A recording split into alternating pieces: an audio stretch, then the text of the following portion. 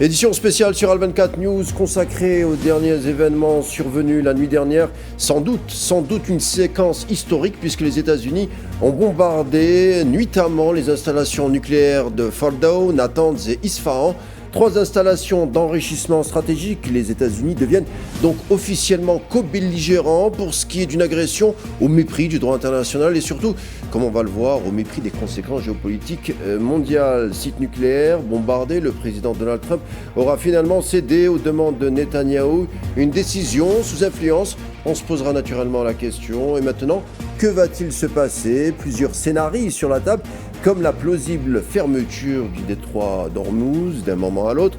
Sommes-nous au premier acte d'une conflagration mondiale? On décortiquera le tout avec nos invités du jour. À tout de suite.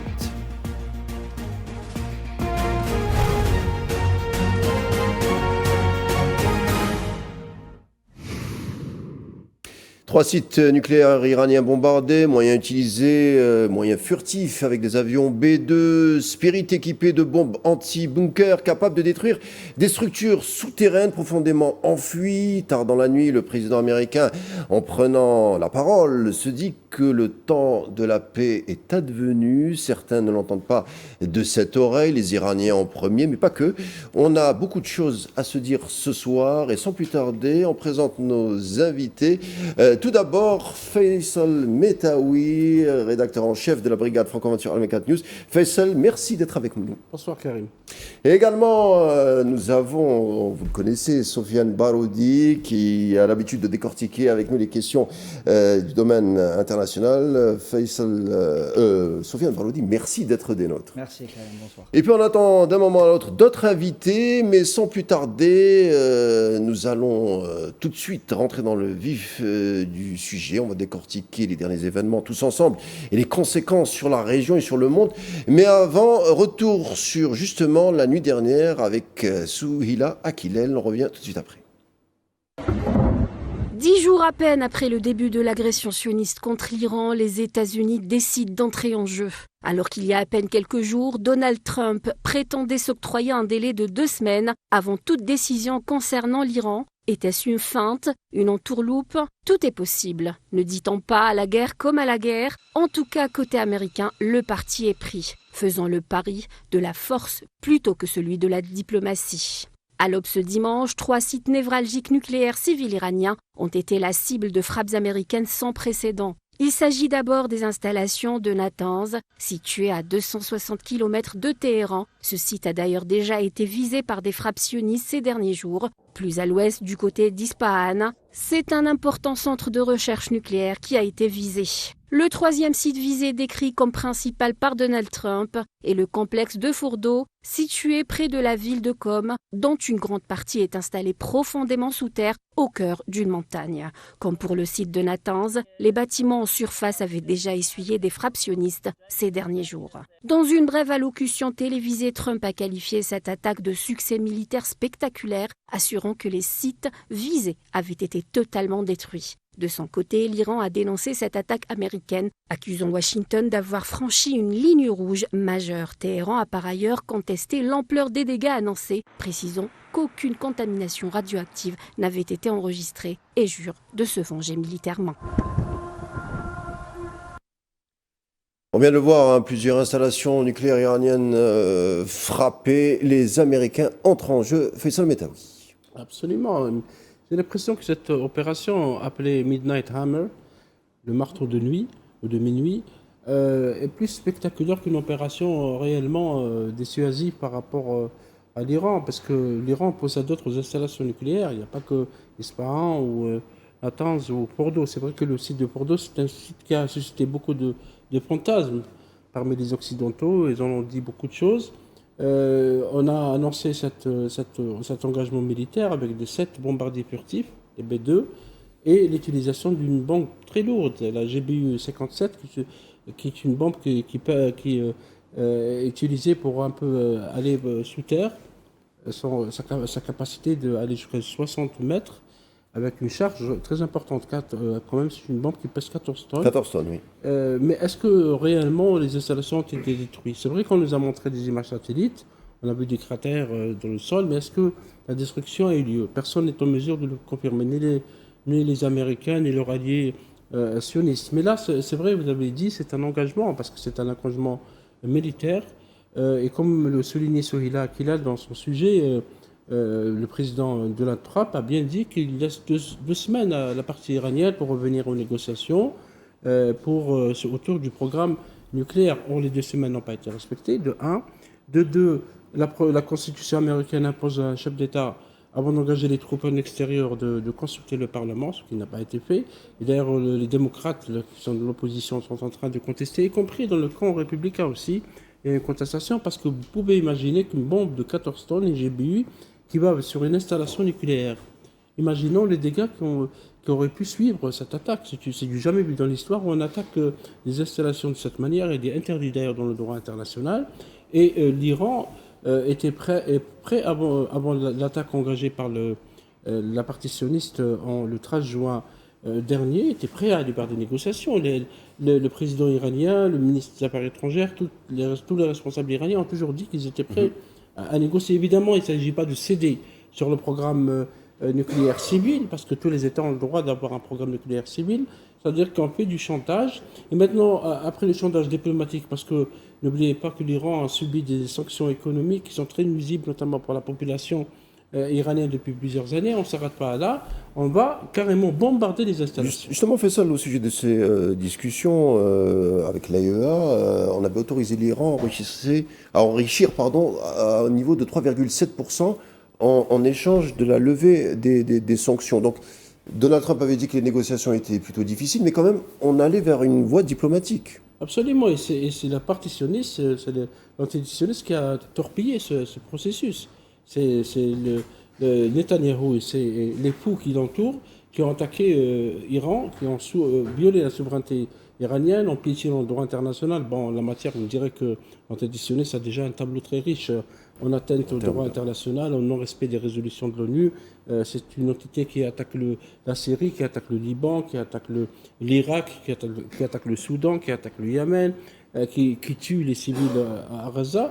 Donc c'est cette partie qui ne voulait pas. Apparemment, les négociations, ça n'intéresse pas du tout Netanyahou et ses troupes. Ils ne veulent pas de cette discussion. Et maintenant, on peut renverser la question. Pourquoi il n'y a pas on ne demande pas à l'entité sioniste des comptes sur son programme nucléaire? Pourquoi l'AIEA, on a l'impression que l'AIEA, l'Agence internationale d'énergie atomique, ne s'occupe que de l'Iran.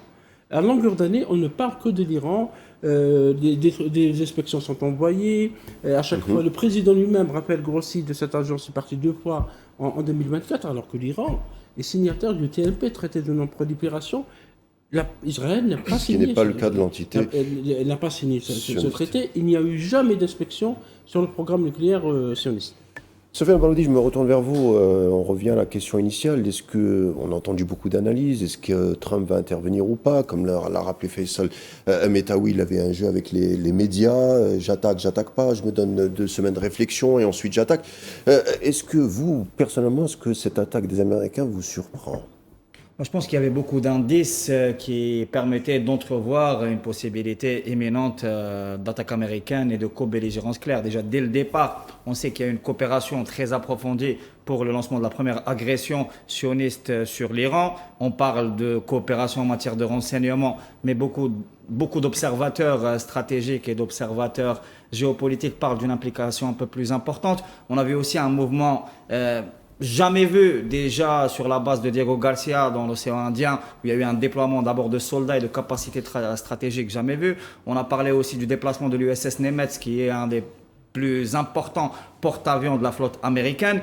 Et donc, on va dire que cette intervention, ou cette, si vous voulez, intervention directe des États-Unis dans ce conflit était prévisible pour beaucoup d'observateurs, même s'il y a eu aussi au niveau médiatique et informationnel beaucoup d'efforts qui ont été déployés pour un peu brouiller les pistes. Dernièrement déjà, rien qu'hier, il y a eu des dépêches de Reuters qui ont été beaucoup relayées, disant que la partie israélienne était mécontente de l'attitude américaine et qu'elle allait prendre ses responsabilités, même s'il n'y avait pas une implication directe de Washington. Certains ont décrypté cela comme étant une stratégie d'intox. Après, pour revenir aussi sur les détails de l'attaque, il y a quelques éléments qui sont importants, vu que la partie iranienne avait déjà annoncé dès le départ quand il y a eu des négociations un peu tendues, des tentatives de torpillage, que si les Américains s'impliquaient, il y aurait des ripostes, notamment sur les installations et sur les bases américaines qui sont dans la région. Il y a plus de 32 bases américaines qui sont situées dans la région du Moyen-Orient, principalement dans le Golfe arabo-persique. Sur 12 pays. Aussi, exactement, sur 12 pays, un peu plus de 32. On a remarqué déjà que les B2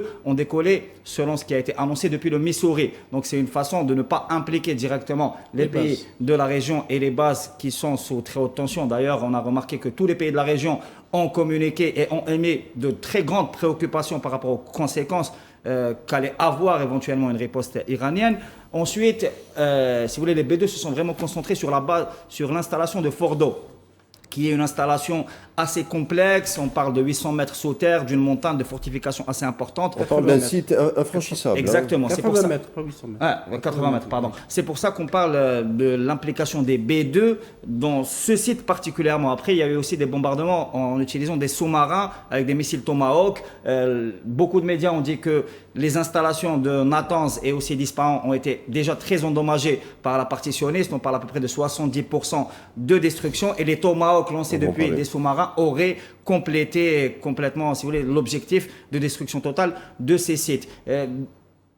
Je pense qu'il y a actuellement... pas les sites, parce que, Sofiane, vous savez que l'Iran a aussi d'autres installations, non? Oui. Notamment la centrale de Bouchar, la centrale de Bounab, de Lashkar et de Anarak, etc. C'est pour ça que beaucoup d'observateurs plaident pour la partie spectaculaire de cette opération donc, qui a été menée. Et là, on sent, parce que la crainte aujourd'hui, tous les experts le disent, vous le savez, Sofiane, de la riposte iranienne. L'Iran, du point de vue international, est un État souverain qui a été agressé en extérieur par un autre État.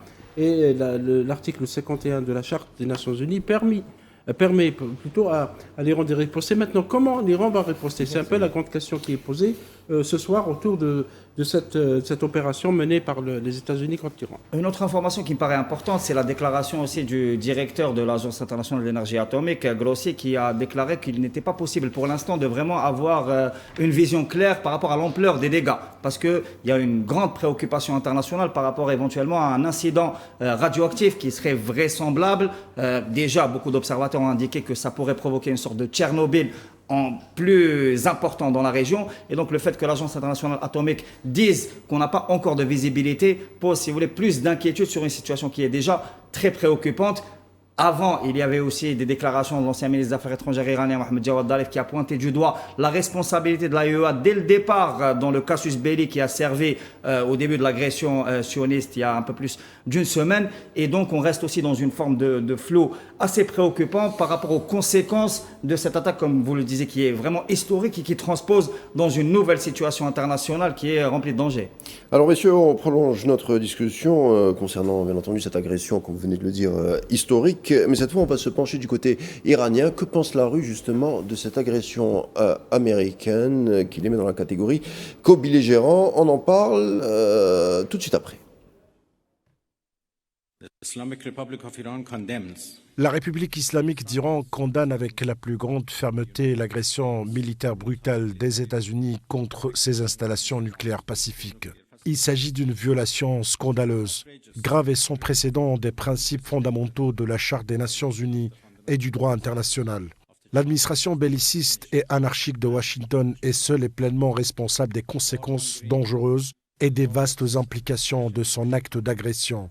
L'attaque militaire américaine contre l'intégrité territoriale et la souveraineté nationale d'un État membre de l'ONU, menée en coalition avec le régime génocidaire israélien, a révélé une fois de plus l'ampleur de l'hostilité des États-Unis envers le peuple iranien en quête de paix, qui ne fera jamais de compromis sur son indépendance et sa souveraineté. La République islamique d'Iran continue de défendre le territoire, la souveraineté, la sécurité et le peuple iranien par tous les moyens nécessaires, non seulement contre l'agression militaire américaine, mais aussi contre les actions imprudentes et illégales du régime israélien. Alors que le président Trump a été élu sur un programme visant à mettre fin à l'implication coûteuse de l'Amérique dans des guerres éternelles dans notre partie du monde, il a non seulement trahi l'Iran en abusant de notre engagement diplomatique, mais il a également trompé ses propres électeurs en se soumettant aux souhaits d'un criminel de guerre recherché qui s'est habitué à exploiter la vie et la richesse des citoyens américains pour servir les objectifs du régime israélien.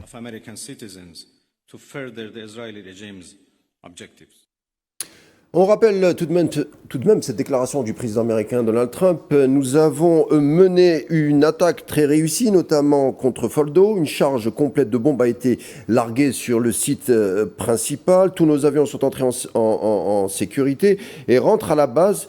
Finalement, on se félicite de quoi, objectivement parlant? La diplomatie, on le voit, est mise de côté. C'est un tournant brutal qui marque la fin des efforts de désescalade. J'énumère tout ça car je reçois un invité, Kamal Mansari. Bonsoir, merci d'être des nôtres.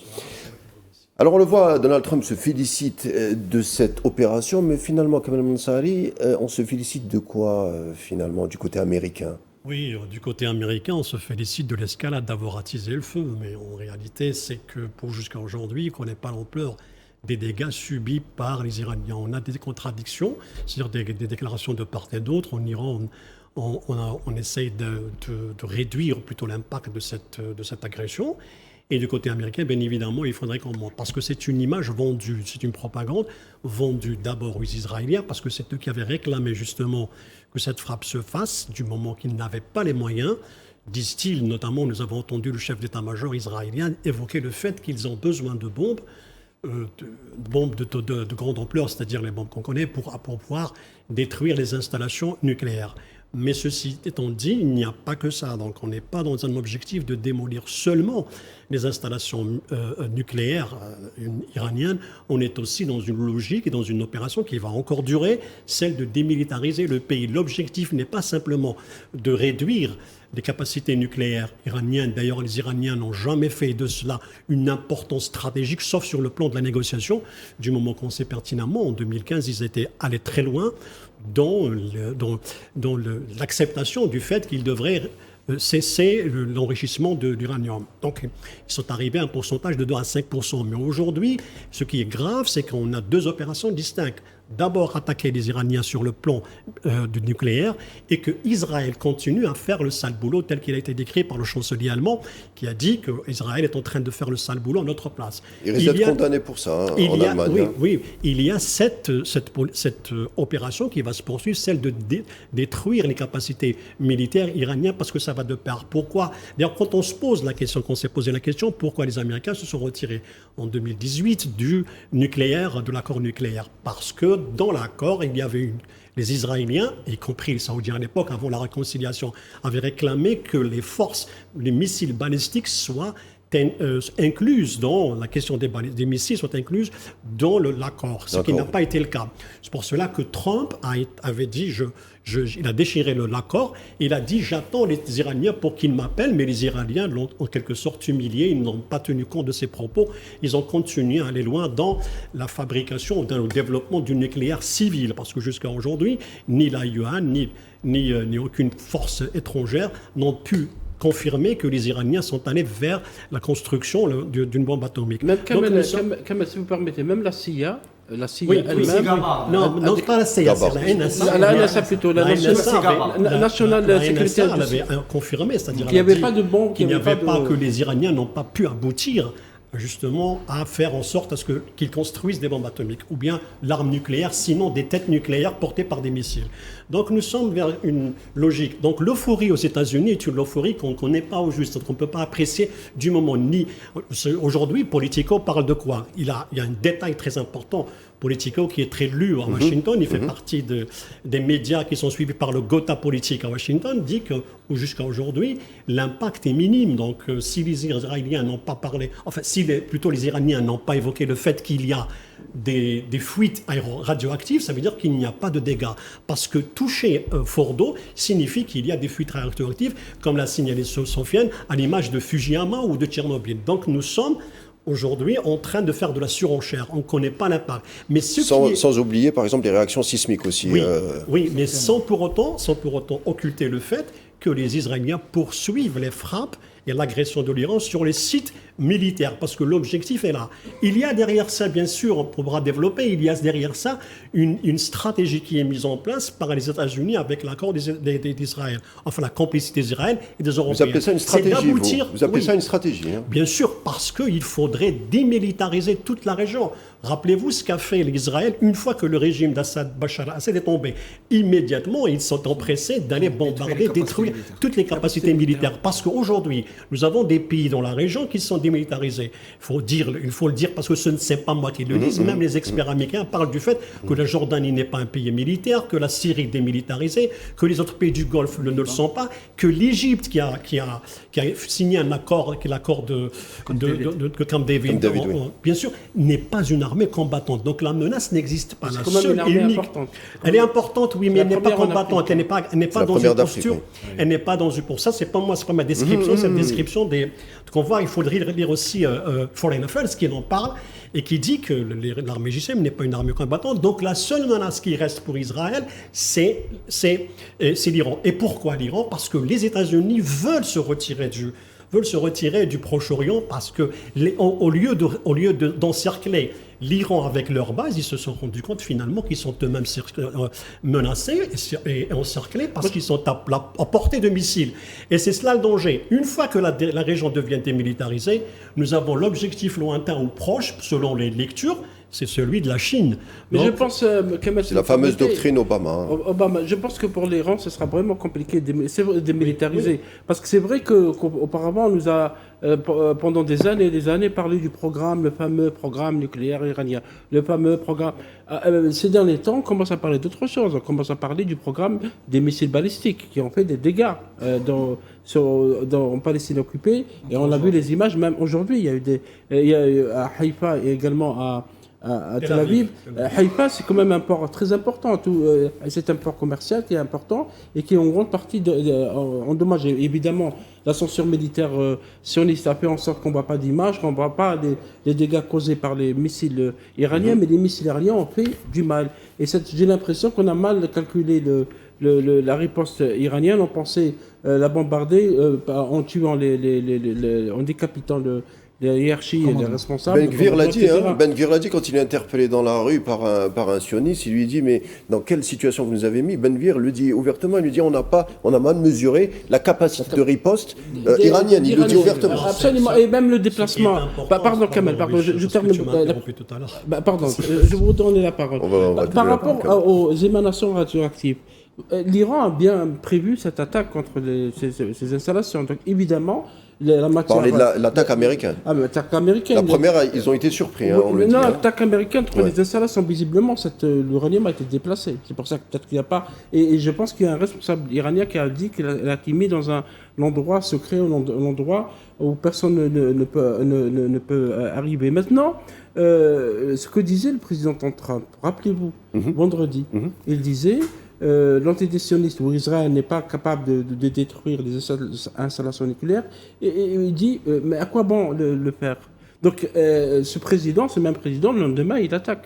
Donc ça pose beaucoup de questions sur, il y a un jeu, sur il y a la une espèce de jeu diplomatique. Il est versatile, il est changeant, il a une position qui est instable, mais c'est une menace à mon avis pour la paix mondiale, parce qu'aujourd'hui, une chose, demain c'est une autre, bombarder les installations nucléaires, demain on peut s'attendre à tout. Et Kamel a bien sûr entièrement raison, parce qu'on a tout fait pour raser tout le Moyen-Orient. Rappelez-vous le fameux discours de Condoleezza Rice, de Madeleine Albright et tous les responsables américains qui disaient un nouveau Moyen-Orient. Et là, on va refaire, même Netanyahou lui-même, criminel de guerre poursuivi par la Cour pénale internationale, dit on va redessiner la carte du Moyen-Orient, etc. Là, c'est en cours, effectivement, parce qu'on a Kamel disait la destruction des capacités militaires de la Syrie. Les avions, apparemment, d'attaque sionistes passent par le ciel syrien et irakien, la même chose pour l'Irak, la même chose pour tout le voisinage. Et donc c'est pour ça qu'ils sont en train maintenant, lorsque les Occidentaux et leurs alliés sionistes, sera le programme balistique iranien. Exactement, parce que pourquoi Trump évoque le fait, ils disent qu'ils demandent quoi aux Iraniens? Ils leur demandent de capituler. C'est-à-dire mais les Iraniens ne le feront jamais. Donc c'est sans condition. Oui, c'est une capitulation. Le dit, ne capituleront pas. Exact, c'est capitulation. Donc, ils doivent venir négocier. Parce que pourquoi il s'intéresse tellement Trump à l'accord nucléaire? Parce que dans l'accord nucléaire, il y a surtout les aspects commerciaux. Il y a énormément d'investissements en jeu. Rappelons-nous que la Chine avait Russe promis, aussi, notamment russe. Oui, non, c'est-à-dire les Européens font partie prenante de cet accord. Mais sur le plan conscient, les investissements allaient plutôt vers les Européens. Aujourd'hui, il veut renverser la table et faire renverser la situation pour que les investissements soient profitables. Et ce qu'ont fait les Iraniens, ils l'ont promis. C'est-à-dire ils l'ont déjà dit. C'est-à-dire qu'ils allaient continuer le programme nucléaire en coopération avec qui? Avec les États-Unis, l'Arabie Saoudite et les Émirats. Donc ils étaient ouverts à cette fait. Sauf le problème qui s'est posé, c'était la question de l'uranium. Donc l'enrichissement de l'uranium ne devait pas se faire. Il y a eu un désaccord sur la question de l'enrichissement de l'uranium pour ne pas le faire en Iran, mais le faire à l'extérieur. Les Iraniens n'ont pas voulu parce qu'ils avaient déjà l'expérience. Et sachez que dans l'accord, il y a énormément d'investissements, comme je vous ai dit. Les Chinois, lorsqu'ils ont réussi la réconciliation entre Téhéran et Riyad, ils allaient injecter 400 milliards de dollars sur 25 ans, dont 280 dans les 5 prochaines années. C'est une manière de couper l'herbe sous le pied des oui, Chinois et d'autres puissances. Parce que si je rentre, si je frappe, il faudrait que j'ai des gains. Donc les gains que veulent les Américains, c'est d'avoir des investissements. Alors les investissements sur le plan pétrolier, dans les hydrocarbures, le nucléaire et énormément d'autres investissements. Parce que l'Iran, il a besoin d'infrastructures, de se remettre en santé. Certains investissements iront aux Européens, notamment bien évidemment, parce qu'ils sont signataires des 6+1. Par contre, le gros du morceau, Trump veut l'avoir. Et c'est cela le problème. C'est pour ça qu'il est en train d'insister sur l'accord nucléaire. Il ne parle pas, il n'évoque pas la question des armements, encore des armes, puisque c'est une opération qui est en cours, qui est exécutée par les sionistes. On continue l'échange on reçoit Karim Belgassem, analyste géopolitologue, enseignant à Lyon. Karim Belgassem, bonsoir. Bonsoir messieurs, bonsoir à tous. Bienvenue. Karim Belgassem, on était en train de se demander ce qui traversait l'esprit de Donald Trump avec ces bombardements. Comme vient de l'expliquer Kamel Mansari, il y a plusieurs niveaux d'analyse. On en a parlé il y a une semaine, vous n'y croyez pas, vous, à l'époque de l'intervention américaine. Qu'est-ce qui s'est passé entre-temps ? Alors, qu'est-ce qui s'est passé entre-temps? Monsieur Donald Trump a encore une fois effectué la stratégie de l'endormissement, comme la dernière fois où il avait dit qu'il allait tout faire pour négocier avec l'Iran et puis Israël a bombardé l'Iran. Ensuite, monsieur Donald Trump nous dit je vais me donner 2 semaines de réflexion et finalement il décide d'attaquer le territoire irakien. Ce que je vous avais dit, Karim, la dernière fois, c'est également que Donald Trump n'est pas quelqu'un de fou, mais c'est quelqu'un d'imprévisible et d'impulsif, qui fait confiance à son unique instinct. Ça peut être une force, hein. C'est une force. On déroute son interlocuteur. On ne lui laisse pas le temps de réfléchir, de nourrir une réflexion, une contre-offensive. C'est une force, ça peut être un facteur désavantageux. Absolument. On peut l'interpréter d'une autre manière, c'est qu'il a cédé aux pressions de M. Netanyahou et qu'il est quelque part en accord aussi avec ce projet messianique de l'extrême droite américaine comme de l'extrême droite de l'État sioniste. Donc effectivement, il n'y a pas à être surpris. Et je rejoins ce que disaient vos messieurs qui sont sur le plateau. On a de sérieux doutes sur le succès de cette attaque. Parce que qu'est-ce qui se dit? Il se dit que l'infrastructure nucléaire de l'Iran semble intacte ou légèrement endommagée et que les autorités iraniennes ont évacué une grande partie de ce programme nucléaire. Ce que nous disait Faisal Metawi à l'instant. Poursuivez, allez-y, on vous écoute. On a de sérieux doutes là-dessus sur ce succès. D'ailleurs, le vice-président Vance l'a dit, il n'y a aucune garantie que le programme nucléaire iranien ait été détruit ou endommagé. Donc ce matin, moi je buvais mon café, je voyais que M. Trump se gargarisait de ce succès militaire.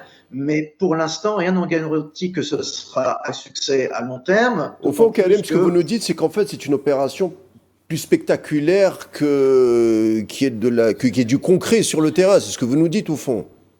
toute proportion gardée, oui, c'est pour ça que les jours et les heures qui vont venir vont être extrêmement importantes. D'une part, pour voir si les États-Unis vont poursuivre ces bombardements, si Israël va les poursuivre, et puis surtout, est-ce que la Russie et la Chine vont rentrer concrètement dans le jeu ou pas. Vos collègues évoquaient la Chine. Il est évident que ce conflit est également un conflit asymétrique entre l'Occident et les BRICS. À travers Israël et l'Iran, c'est également un enjeu entre les USA et la Chine, en totale contradiction avec ce qu'avait dit M. Trump. Je ne m'engagerai pas militairement dans la région, mais d'un autre côté, c'est un businessman. Il va tout faire pour contrecarrer à la fois l'émergence des BRICS et tous les projets commerciaux de la Chine. Karim Belgassem, les aléas de la télévision nous incitent à ouvrir une page publicitaire. On revient tout de suite après.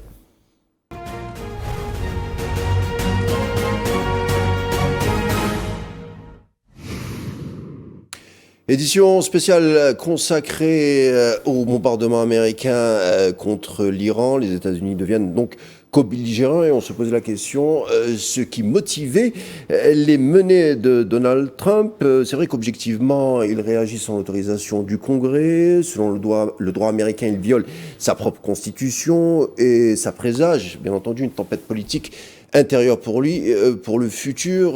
C'est vrai, Sofiane Baroudi, objectivement, on ne voit pas où les menées de Trump s'arrêteront. Alors déjà au niveau intérieur, on a très bien remarqué qu'il y avait une contestation assez large, même s'il y a aussi un appui important pour le président américain à l'intérieur du mouvement MAGA. Il y a un soutien aussi, on ne va pas dire inconditionnel, mais il y a un soutien de principe, même s'il y a eu quelques voix qui sont élevées. Il y a notamment, Faisal en a parlé, Tulsi Gabbard, d'ailleurs qui a été exclu de la réunion hier du poste de commandement parce qu'il y a eu des photos. Elle a mis sa démission sur la table. Elle a dit il y a eu des photos aussi qui ont été publiées du poste de commandement. Quand l'opération a été menée, on ne la voyait pas. On voyait tous les responsables sécuritaires, militaires et politiques, mais elle n'était pas là.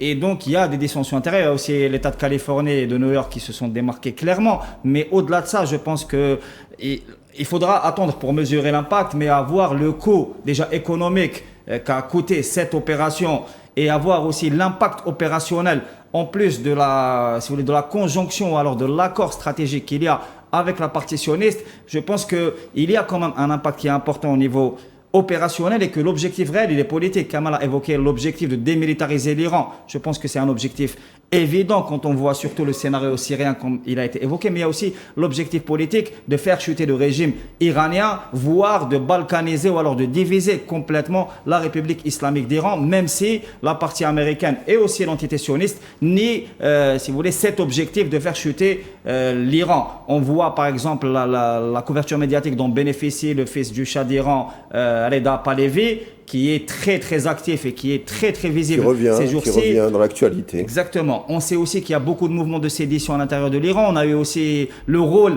qu'a pu jouer le Mossad avec des espions ou avec des brigades de sabotage qui ont été recrutées à l'intérieur. On sait aussi qu'il y a des bases opérationnelles de renseignement dans la région, notamment en Irak et dans d'autres pays de la région, qui arrivent à mener des opérations à l'intérieur de l'Iran. Et puis, il y a aussi des mouvements de sédition assez importants. Par exemple, à la frontière avec le Pakistan, le Baloutchistan, il y a une organisation considérée comme terroriste par l'Iran qui arrive à mobiliser. Il y a aussi à la frontière avec l'Azerbaïdjan, la minorité turco-azérie qui peut être contestatrice. Il y a aussi la question kurde qui peut être opposée. Et il y a aussi la question confessionnelle qui a toujours été attisée contre l'Iran. Et donc, ça fait quand même beaucoup de facteurs qui peuvent, si vous voulez, étayer l'objectif maximal des Américains et aussi des sionistes, qui est celui éventuellement de faire exploser l'État iranien. Après, ça préoccupe beaucoup les États de la région, que ce soit les pays du Golfe arabo-persique, du Moyen-Orient, mais aussi les puissants voisins de l'Iran que sont la Russie, la Chine et le Pakistan, parce qu'une destruction de l'État iranien serait à proprement parler catastrophique pour tous les États de la région. On sait que la région Asie centrale et caucasienne est déjà une poudrière, qu'il y a beaucoup de foyers de tension. Et il y a aussi déjà le conflit ukrainien et russe. D'ailleurs, une remarque sur ça. Ce qui s'est passé, c'est vraiment quelque chose d'historique dans le sens où une installation nucléaire a été attaquée un mois après le fait que les Ukrainiens aient ciblé aussi le complexe stratégique, les Tupolev, les lanceurs stratégiques nucléaires russes. Il y a une simultanéité en effet. Exactement, et ça c'est vraiment du jamais vu. À côté de ça, par exemple, la crise des missiles de Cuba dans les années 60, c'est vraiment quelque chose qui est négligeable par rapport à l'ampleur et à la psychose que ça peut provoquer, et ça nous transpose dans une nouvelle configuration où, à mon avis, tous les scénarios sont envisageables. Et je ne pense pas que la partie partie américaine ait pris cette décision sans avoir calculé beaucoup de conséquences dans la région. On sait aussi, dernière analyse, les derniers facteurs importants, d'ailleurs Netanyahu a pris la parole 10 minutes avant la prise du direct du président américain pour revendiquer justement une victoire et un appui américain. Il y a le facteur aussi intégriste religieux qui est très important. Il faut se rappeler que à la fois à Tel Aviv, mais aussi à Washington, il y a une tendance messianiste très importante qui, elle, ne cache pas le fait qu'elle veut un Armageddon nucléaire, ce qui est très dangereux et ce qui est aussi très préoccupant. Peut-être on n'ira pas à l'Armageddon, mais je pense il faut analyser, à mon avis, les réactions au sein de l'establishment américain lui-même. J.D. Vance, qui est un vice-président, il dit que les États-Unis ne sont pas en guerre contre l'Iran. De un. De deux, Marco Rubio, qui est le secrétaire d'État, il dit autre chose. Le régime iranien doit se réveiller, se dire « Ok, si nous voulons vraiment de l'énergie nucléaire à des fins pacifiques dans notre pays, alors il y a un moyen de le faire. L'offre est toujours là. Nous sommes prêts à leur parler demain. » Ça veut dire qu'on frappe et on peut actionner le... Alors, ça traduit deux choses. Ou bien, il y a des divisions à l'intérieur de l'administration américaine. Il y a les faucons, il y a ceux qui sont les modérés, où cette opération menée apparemment au pied levé par le président américain a mis dans la gêne de la politique extérieure des États-Unis, réellement. Parce que comment on va gérer l'après? Parce que la crainte, on avait évoqué au début, c'est comment l'Iran va riposter. Est-ce qu'elle va riposter en attaquant les bases? Est-ce qu'elle va fermer le détroit d'Ormuz? Et qu'en est-il des autres alliés de l'Iran, comme la Chine et la Russie, la Corée du Nord et le Pakistan? Ils ont tous condamné, curieusement, les pays occidentaux, dont 2 membres du Conseil de sécurité, 2 membres permanents, le Royaume-Uni et la France, qui demandent à l'Iran de ne pas riposter pour ne pas déstabiliser la région. Et ils n'ont pas condamné l'agression américaine. Il s'agit d'une agression. Donc ces 2 standards, ces 2 poids de mesure posent réellement problème aujourd'hui, dans le monde d'aujourd'hui. C'est-à-dire qu'au lieu de dépendre du droit international, parce qu'il faut noter que l'agression israélienne n'a pas respecté le droit international, et aussi l'attaque américaine n'a pas du tout respecté, d'où ça a été souligné d'ailleurs dans le communiqué du ministère algérien des Affaires étrangères, parce que là où on respecte le droit international et tout le monde se soumet à ce droit, ou bien chacun fait ce qu'il veut. Malheureusement, la politique menée par l'administration américaine va dans le sens où il n'y a aucun respect, on fait ce qu'on veut, on pense uniquement au commerce, on pense uniquement aux intérêts Make America Great Again, comme a souligné Sopienne, mais cette politique a sûrement des limites, parce qu'il y a des conséquences. La riposte iranienne va peut-être tracer de nouveaux sillons dans la politique extérieure, parce que l'Iran va riposter, même si le président iranien et le ministre des Affaires étrangères parlaient de conséquences éternelles. Vous pouvez imaginer quelles conséquences éternelles aura cette riposte iranienne dans le futur.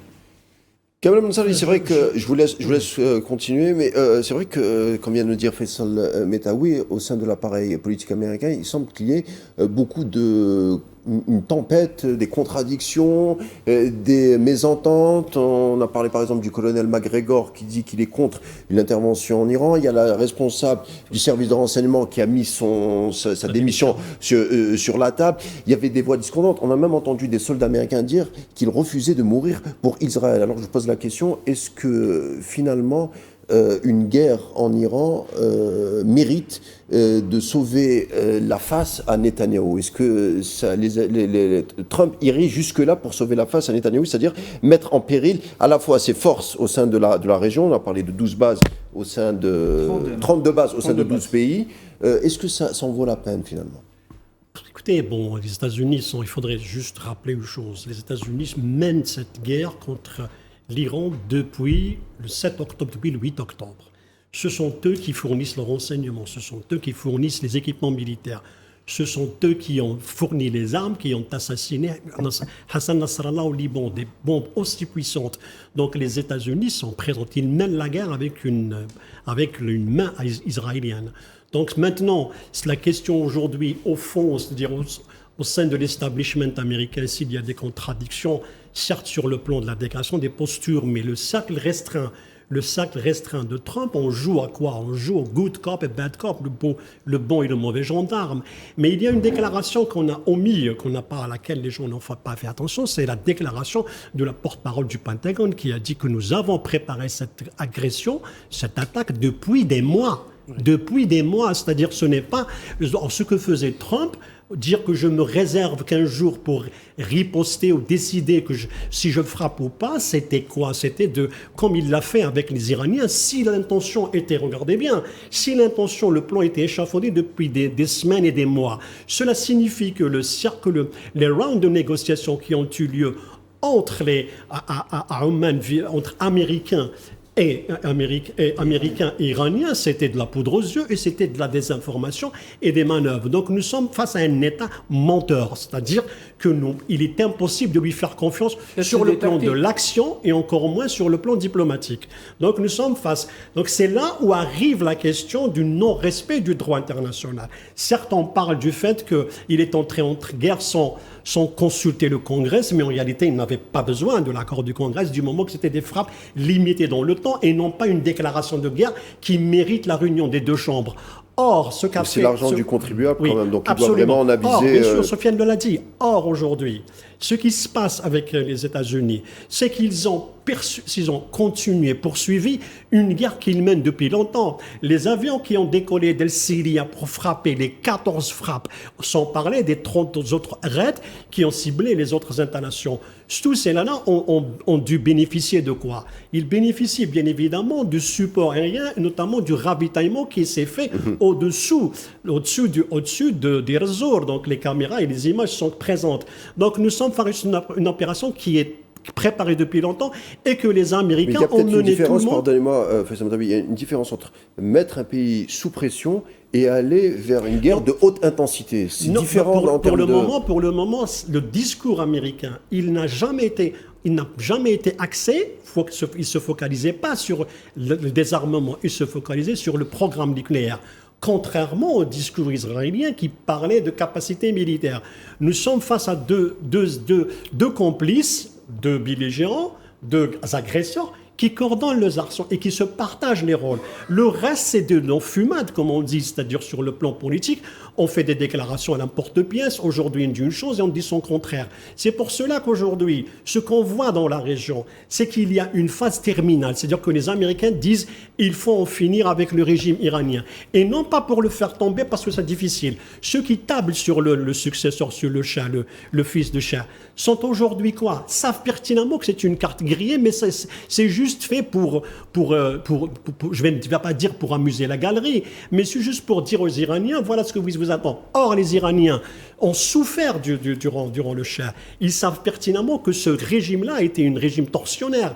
Ils savent que le Savak et le Mossad étaient des alliés pour réprimer le peuple iranien.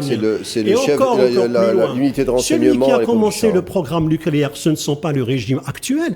Ça s'est engagé au temps du Shah. Dans les années 70, ça a pris des développements. Et aujourd'hui, les Iraniens sont en pointe par rapport à n'importe quel pays, puisque 30 000 étudiants et techniciens sont formés chaque année dans ce domaine-là parce que c'est devenu une stratégie. Il y a un savoir-faire, donc il y a un savoir-faire du nucléaire. Plus que ça, c'est-à-dire c'est un choix. C'est un choix économique et politique et, si vous voulez, stratégique. Donc nous sommes vers un pays qui a décidé d'être. Et ce pays-là n'a pas l'intention d'abdiquer, il ne le fera pas. Il a les moyens militaires, il a les moyens politiques. Maintenant, qui est dans une position inconfortable, c'est bien les États-Unis, parce qu'aujourd'hui, on a frappé et on attend retour de dividendes, c'est-à-dire le retour sur investissement. Ben, ça sera difficile de l'avoir du moment qu'aujourd'hui, les Iraniens ont répondu, ils ont tiré une salve, une trentaine de missiles sur Tel Aviv et sur Haïfa. Maintenant, le langage de la force se poursuit de part et d'autre. Karim Belgassim, est-ce que vous êtes avec nous? Oui, tout à fait. Alors au fond, ce que vient de nous dire Kamal Mansari, c'est qu'il y a un savoir-faire plus que ça, il y a une politique, il y a une volonté d'aller vers un souverainisme autour de l'énergie. Finalement, les 9 scientifiques nucléaires tués n'auront pas pour conséquence le retardement du projet nucléaire iranien, puisqu'il y a un savoir-faire iranien dans le domaine. C'est ma première question. La deuxième question, est-ce que, je l'ai posée à Kamal Mansari, je la pose d'une autre manière, est-ce que finalement Trump a-t-il cédé aux exigences de Netanyahou? Est-ce que finalement c'est pas le pari de Netanyahou qui est entouré finalement de succès? Est-ce qu'il a réussi à arriver, Trump, là où il voulait? Oui, absolument, c'est ce que je vous disais en préambule de mon interview, c'est que M. Donald Trump a cédé quelque part en toute totale soumission à Alors qu'est-ce qu'on met l'idéologie. derrière céder, pardon? C'est-à-dire pourquoi il a cédé?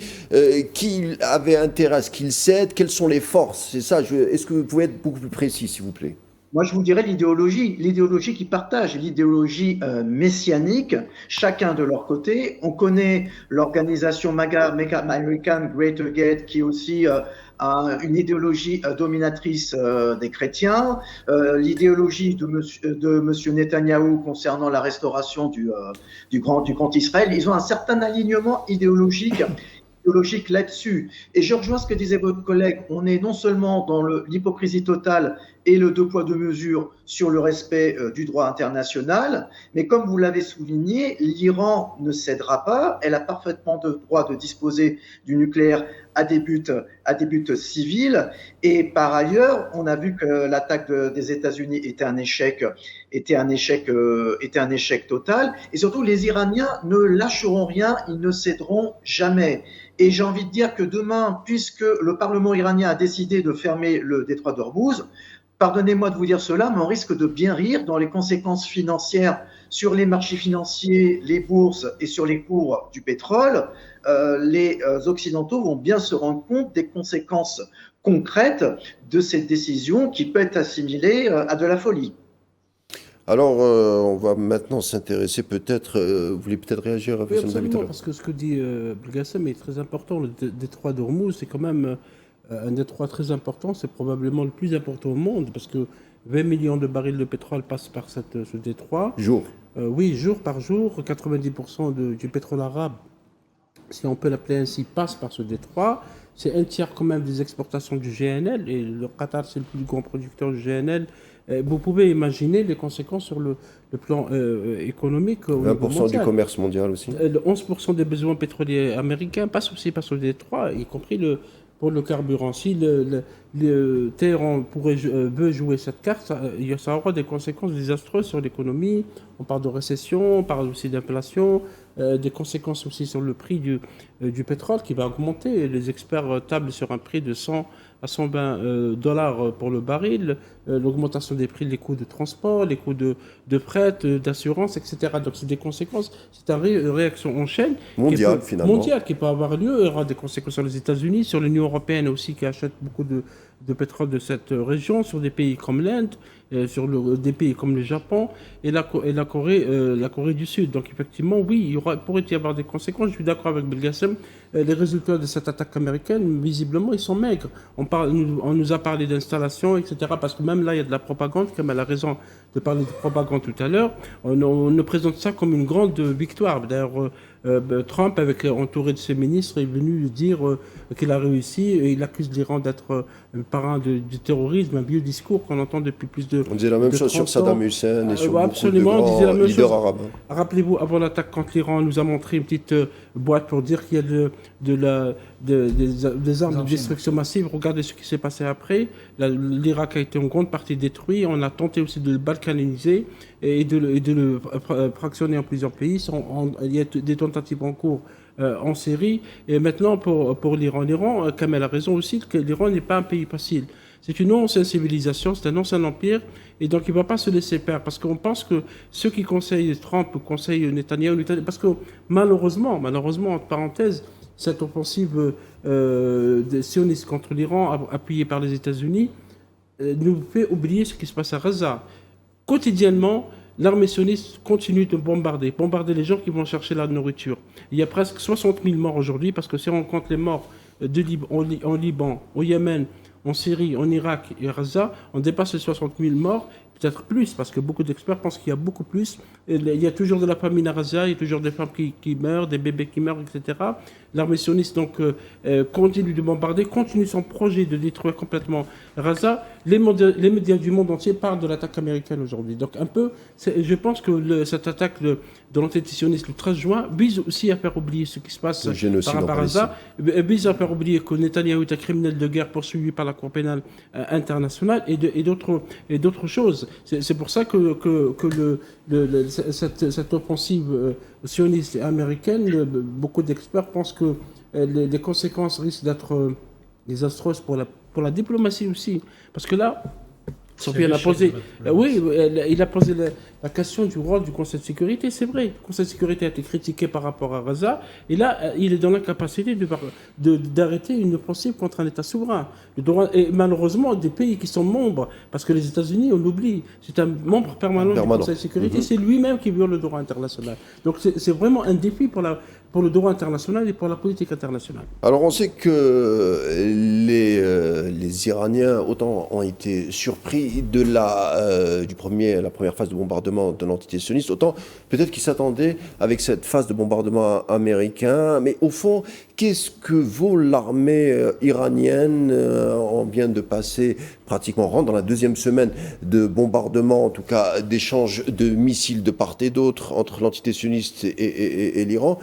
Finalement, cette armée iranienne, ou cette capacité, cette réactivité de l'armée iranienne, on a surpris plus d'un, Sofiane Baroudi. Déjà dans la capacité de résilience, à partir de la première agression qui a été très fulgurante et d'une très haute intensité, l'Iran a démontré qu'elle était capable déjà de remplacer rapidement les chaînes de commandement et d'être aussi efficace. Il y a aussi les capacités balistiques iraniennes qui ont surpris beaucoup d'observateurs qui ne s'attendaient pas à une telle, si vous voulez, à une telle efficience. On a vu par exemple aujourd'hui l'utilisation encore d'un nouveau missile balistique qui s'appelle Khaybar. Il y a eu aussi Sijil 1, 2 et 3 qui ont été utilisés, les missiles Fattah qui arrivent à atteindre aussi leur objectif directement. Après, je pense que pour certains autres observateurs, c'était prévisible vu qu'il y avait déjà une guerre d'assez longue haleine qui a impliqué notamment le Yémen face à l'entité sioniste, qui a pu éprouver les défenses et permettre aux stratèges iraniens et à d'autres d'étudier comment arriver à saturer les systèmes de défense sionistes qui sont réputés comme étant inexpugnables.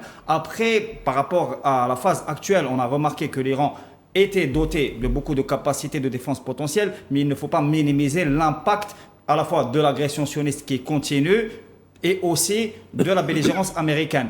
Il y a plusieurs options qui sont mises sur la table. Le Pakistan avait annoncé qu'il était prêt à soutenir opérationnellement l'Iran. La Chine aussi. On attend demain la visite de Abbas Araghchi, le chef de la diplomatie iranienne, à Moscou, qui est très très attendu parce que aussi la partie russe va probablement prendre position. Il y a plusieurs options qui sont sur la table, y compris pour la riposte. Même la fermeture du détroit d'Ormuz, par exemple, peut poser des problèmes, y compris à la partie iranienne, parce qu'il faut rappeler que les pays de la région Golfe arabe, ont de bonnes relations avec l'Iran, notamment depuis la normalisation avec l'Arabie saoudite. L'Iran, même le Qatar, il a d'assez bonnes relations. En tout cas, il y a des contacts assez importants. Et le fait, peut-être que le cœur de la stratégie américano-sioniste, c'est d'obliger l'Iran à fermer le détroit d'Ormuz pour mobiliser les pays du Golfe contre l'Iran. Pour l'isoler. Exactement, pour l'isoler complètement, pour les forcer à prendre position. Ce qui n'est pas le cas jusqu'au jour d'aujourd'hui. Tout le monde a dénoncé, a annoncé des préoccupations. Et donc, ça peut être aussi un piège qui est tendu à la partie iranienne. J'imagine que les stratèges iraniens examinent toutes les possibilités parce qu'il y a plusieurs possibilités pour fermer le détroit d'Ormuz. On avait aussi remarqué pour le cas du Yémen qu'il y a eu un blocus assez important imposé sur Bab el-Mandeb, qui a eu aussi des conséquences importantes sur le fret maritime, sur le commerce international et qui ont obligé aussi la partie américaine, il faut le rappeler parce que c'était la première agression sous l'ère Trump, à attaquer directement le Yémen. Et il y a eu une décision qui ressemble beaucoup à l'agression contre l'Iran. Ça a été pris d'une manière assez fulgurante. L'opération ensuite, il y a eu un désengagement américain et il y a eu aussi des dissensions à l'intérieur de l'administration parce que même Trump a qualifié les Yéménites d'hommes courageux qui ont pu résister à cette attaque. Et il y a eu aussi notamment le limogeage d'un haut responsable qui est le conseiller à la sécurité nationale après l'affaire des fuites de documents secrets concernant l'opération qui ont fuité des réseaux sociaux et qu'on a retrouvé dans la presse. Et donc il y a une situation vraiment qui est très très complexe et qui nécessite une analyse très très précise et une observation fine de ce qui va se passer dans les prochaines heures. Alors, tu voulais. Oui, je voudrais rebondir ce qu'a dit Sofiane sur le plan intérieur. Il faudrait qu'on revenir sur le fait que si les chaînes de commandement ont été immédiatement réactivées, cela signifie pourquoi? Parce que tout le monde se pose la question, comment ont été des cibles faciles alors qu'il y avait une menace? C'est vrai que les Iraniens ont dit qu'ils ont baissé la garde parce qu'ils étaient en pleine négociation, donc ils étaient dans la posture diplomatique, donc, et non pas d'une posture guerrière. Donc, c'était la négociation, oui, c'est-à-dire Maintenant, et en plus de ça, les chaînes de commandement en Iran, il faudrait les comprendre, ce ne sont pas des bureaucrates. Donc, vous savez, donc c'est des gens qui peuvent, c'est des opérationnels. Tous ceux qui sont en dessous des commandants peuvent remplacer rapidement et réagir, parce qu'il en 12 heures plus tard, les Iraniens ont pu réagir. Et ils ont même réactivé les Basij, qui sont une force très importante sur le plan populaire. Donc, pourquoi? Pour justement attraper, appréhender les espions. Donc, ou bien toutes les tentatives de sabotage au sein au sein de la société iranienne. Il y a un autre détail rapide sur la question de la Chine. Là, la Chine... La conception du Proche-Orient pour la Chine n'est pas militaire. C'est vrai que 50% des hydrocarbures ou du pétrole dont a besoin la Chine provient 40%. 50% provient de la question du Moyen-Orient, notamment de l'Iran, qui est le principal fournisseur du pétrole et pour les Chinois. Donc ça, c'est une question, mais la fermeture de détroit d'Ormuz relève plutôt de la souveraineté comme c'est le cas pour le canal de Suez, relève un petit peu de la souveraineté de l'Iran. Il y a trois pays qui la grande espace, la grande portion le détroit d'Oman. Donc nous sommes forcément dans une logique où les Iraniens peuvent jouer cette carte-là, mais le plus important pour les Iraniens, ce n'est pas le détroit en lui-même, c'est vrai, on peut avoir, mais ce sont les bases américaines qui sont dans la région. Et c'est cela les Américains veulent éviter, comme ils l'ont fait avec les Yéménites. Ils ont essayé de jouer la carte de la force. Finalement, ils se sont partis avec une négociation du jamais vu dans l'histoire des États-Unis. Merci pour ces éléments, Kamal Mounsari. On est obligé d'opérer une coupure pub. On revient tout de suite après.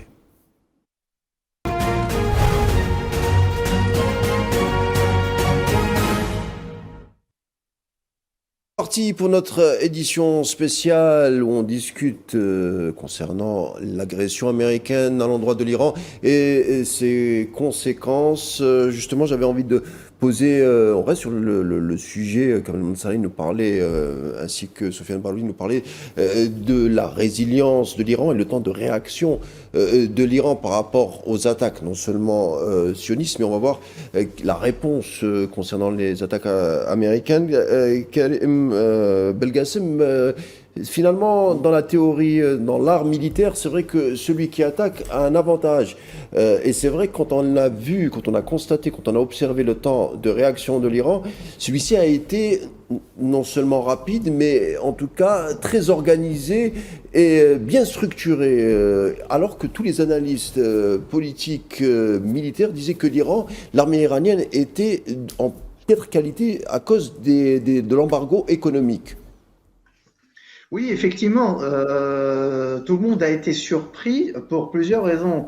La première, enfin tout le monde, en Occident en tout cas, la première raison, c'est que comme je vous disais l'autre jour, Karim, l'Iran est diabolisé, mais elle est aussi sous-estimée. Elle dispose de beaucoup d'ingénieurs, de gens éduqués, et ce programme nucléaire, c'est une question de principe pour l'Iran, avec la grandeur de l'Empire perse qu'on peut mettre également en avant. La riposte a été graduée, mesurée, effectuée de manière intelligente, parce que l'Iran a d'abord répondu, on va dire, avec des armes plus ou moins sophistiquées, et peut-être que nous sommes au début de la réponse iranienne. L'Iran va encore nous surprendre, je pense, avec des armes un peu plus sophistiquées, beaucoup plus solides, qui pourraient faire beaucoup de mal à l'entité sioniste, voire aux bases américaines, si d'aventure ils décidaient de franchir le Rubicon et de décréter, d'attaquer l'Amérique frontalement, bon, ce qui serait un peu suicidaire, mais comme on l'a dit, comme l'ont dit vos collègues également,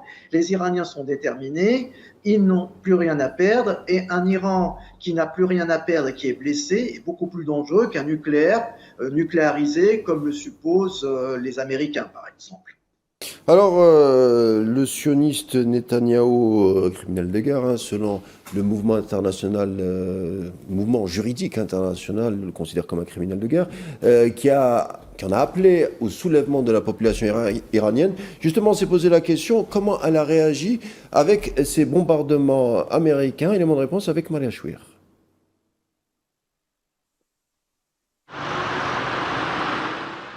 Les unes des journaux iraniens étaient aujourd'hui presque toutes semblables. L'actualité l'exige. Les frappes américaines sur des sites sensibles à Téhéran ont placé la capitale sous tension. Ici, dans les rues de Téhéran, l'atmosphère est tendue. L'inquiétude se mêle à la colère et pour beaucoup, cette attaque ne fait que complexifier un conflit qui, selon eux, ne concernait à l'origine que l'Iran et l'entité sioniste. À mon avis, l'Iran doit s'engager dans une réflexion. À un moment plus opportun, il réagira à ces actes. Autrement dit, c'est le peuple lui-même qui apportera cette réponse. Dans les rues de la capitale, c'est surtout la colère et la détermination qui dominent. Beaucoup attendent une riposte rapide, proportionnée, mais surtout forte. Pour eux, l'Iran ne peut rester silencieux face à ce qu'ils qualifient d'agression flagrante, du moment où c'est leur identité nationale qui est en jeu. La réponse doit être ferme et décisive, car ce qui est en jeu ici, c'est l'identité même des Iraniens. Je ne suis pas du tout un homme politique. Cette attaque remet en question l'essence même de notre identité d'Iraniens. Pour certains, derrière cette attaque se cache une stratégie bien plus large, celle de l'intimidation. Les États-Unis, accusés de vouloir imposer un rapport de force, cherchent selon plusieurs Iraniens à peser sur les négociations en cours. Une logique de pression permanente que les citoyens semblent comprendre depuis des décennies.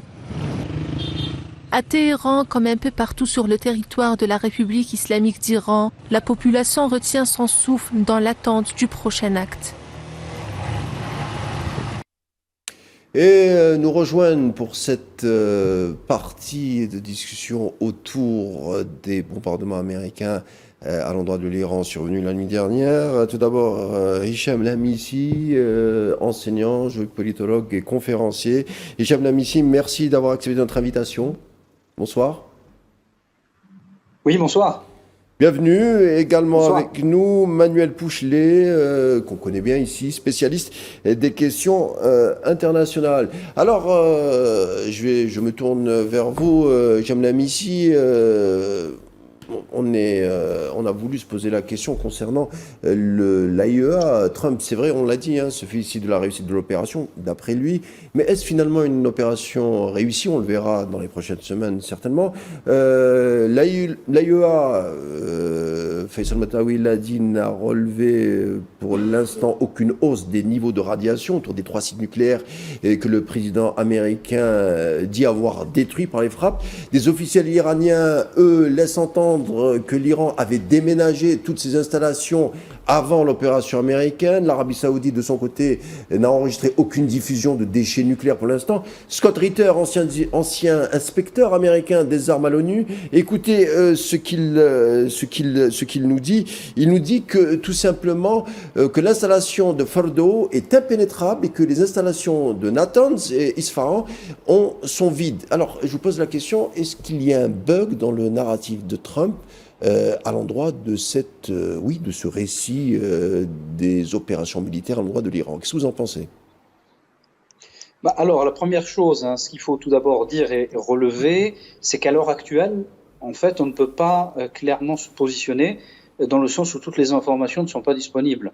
C'est-à-dire que si aujourd'hui, par exemple, les Américains communiquent en mettant en avant et en disant que l'opération est réussie, on est clairement dans ce qu'on appelle la fake news, en ce sens où sans vérification sur le terrain, au sol et surtout au sous-sol, en profondeur, en réalité, on ne peut tirer pour le moment aucune conclusion. Ça, c'est une première chose. La deuxième chose qu'il faut regarder, c'est que les considérations techniques liées notamment au site de Fordo rendent peu probable une destruction massive ou importante du site souterrain en raison d'un certain nombre de données liées à la nature du terrain, la nature du sous-sol. Ce que beaucoup de spécialistes disent, c'est qu'il aurait fallu un certain nombre de bombes éventuellement nucléaires tactiques pour être certain de pouvoir détruire complètement le site. Or, ce qui a été utilisé dans l'agression américaine, ce sont des bombes destructrices de bunkers, entre guillemets, mais dont les capacités ne sont pas aussi importante pour pouvoir dire que le site a été touché. Ensuite, il y a d'autres éléments à prendre en considération. Le fait, et ça nous le savons, c'est que les éléments du site en question étaient déménagés durant les semaines précédentes, c'est-à-dire que les Iraniens avaient anticipé en fait le coup. Ça, c'est la première chose. Ensuite, il y a d'autres éléments qui se recoupent, qui font part d'une possibilité, et je sais que ça peut paraître surprenant, d'une attaque américaine qui a été négociée. Alors, peut-être pas forcément directement avec les Iraniens, peut-être avec les Russes et les Chinois, dans le sens où les Américains, pour mettre en avant une dimension communicationnelle et peut-être bombarder le site sans forcément avoir mis tous les moyens nécessaires pour le détruire. Et ça, ce sont les jours et les semaines qui viennent qui vont pouvoir nous donner ces informations. En tout cas, ce qui est certain, c'est que c'est une violation totale du droit international. C'est ce que j'appelle, un espèce d'ensauvagement du monde qui est promu par les États-Unis et une remise en cause totale de tout ce qui a fait l'esprit du multilatéralisme. Et sur la question, puisqu'on parlait de l'AIEA, il est très important de mettre en avant un fait, c'est que l'AIEA, à travers ses agents, a contribué directement à l'identification des cibles et également à l'identification d'un certain nombre de scientifiques iraniens. Il est important de le rappeler. C'était volontaire, c'est volontaire ou c'était juste parce que les données étaient publiques? Comment ça? Vous nous dites qu'ils ont joué un rôle de diffusion de l'information? Alors l'AIEA a servi d'antenne à la fois des services israéliens, du Mossad et de la CIA américaine. Donc c'est pas des données publiques, c'est bien une. Non, ce ne sont pas des données publiques. C'est par volonté qu'on livre les noms et les profils de ces scientifiques iraniens. Exactement. Et vous avez un certain nombre d'experts américains. Vous parliez tout à l'heure de Scott Ritter. Mais cette accusation doit être prouvée aussi. Allez-y, continuez. Faisal Metaoui nous disait que cette accusation. Vous avez un certain nombre de spécialistes américains qui se sont exprimés sur la question. Mais c'est important de le mettre en avant parce que ça permet de comprendre en fait le cadre global dans lequel s'est préparée cette attaque et plus globalement les attaques qui ont visé les sites iraniens déjà dès la semaine dernière à travers la première offensive surprise israélienne. Manuel Pouchelet, c'est intéressant ce que vient de nous dire Hicham Lamissi. Faisal Metaoui n'est pas d'accord, mais on nous dit que... Non, c'est sur l'accusation de l'AIEA, que l'AIEA est une agence qui relève de l'ONU, donc l'accusé de complicité avec la CIA. Je pense qu'il faut le prouver, peut-être que l'histoire le prouvera. Bien entendu. Non. Il faut reprendre il faut reprendre les termes tels qu'ils ont été exprimés. Je suis en train de dire que l'AIEA est infiltrée par un certain nombre de services américains, services israéliens, et ça c'est de notoriété publique. Vous avez un certain nombre de spécialistes qui se sont expliqués sur le sujet, qui se sont exprimés là-dessus. Les Iraniens eux-mêmes accusent le président de l'AIEA d'être en lien avec des officines, entre guillemets, de renseignement extérieur, et notamment la CIA et le Mossad. Ça, c'est pas moi qui le dis. Ce sont des sources, entre guillemets, concordantes, qui se recoupent, qui restent peut-être approuvées, mais qui permettent d'expliquer quand même un certain nombre de choses, puisqu'on a eu des attentats ciblés qui, très clairement, relèvent d'une identification qui n'a pas pu être faite en dehors, entre guillemets, d'organismes spécialisés. C'est, comme je le disais, Manuel Pouchelet, la question est simple, je vais la poser de manière très directe. Est-ce que l'AIEA est infiltrée par des agents, on va dire directement, du Mossad, ce qui a permis de neutraliser, entre guillemets, excusez-moi de l'euphémisme, neutraliser certains scientifiques iraniens? Est-ce que vous avez des éléments à nous fournir? Des éléments précis, non, puisque vous savez, on est dans une guerre avec un brouillard de guerre, surtout en termes de renseignement. Vous savez, les agences de l'ONU ne sont jamais neutres. Ceux qui sont, si vous voulez, nommés dans ce genre d'organisation ont toujours un passé de près ou de loin avec des questions militaires et stratégiques. Alors de là à parler d'espionnage, c'est peut-être un petit peu fort, mais je pense que je vais rejoindre ce qui a été dit. Il faut rester très méfiant puisqu'on connaît les capacités du Mossad en termes d'adaptation.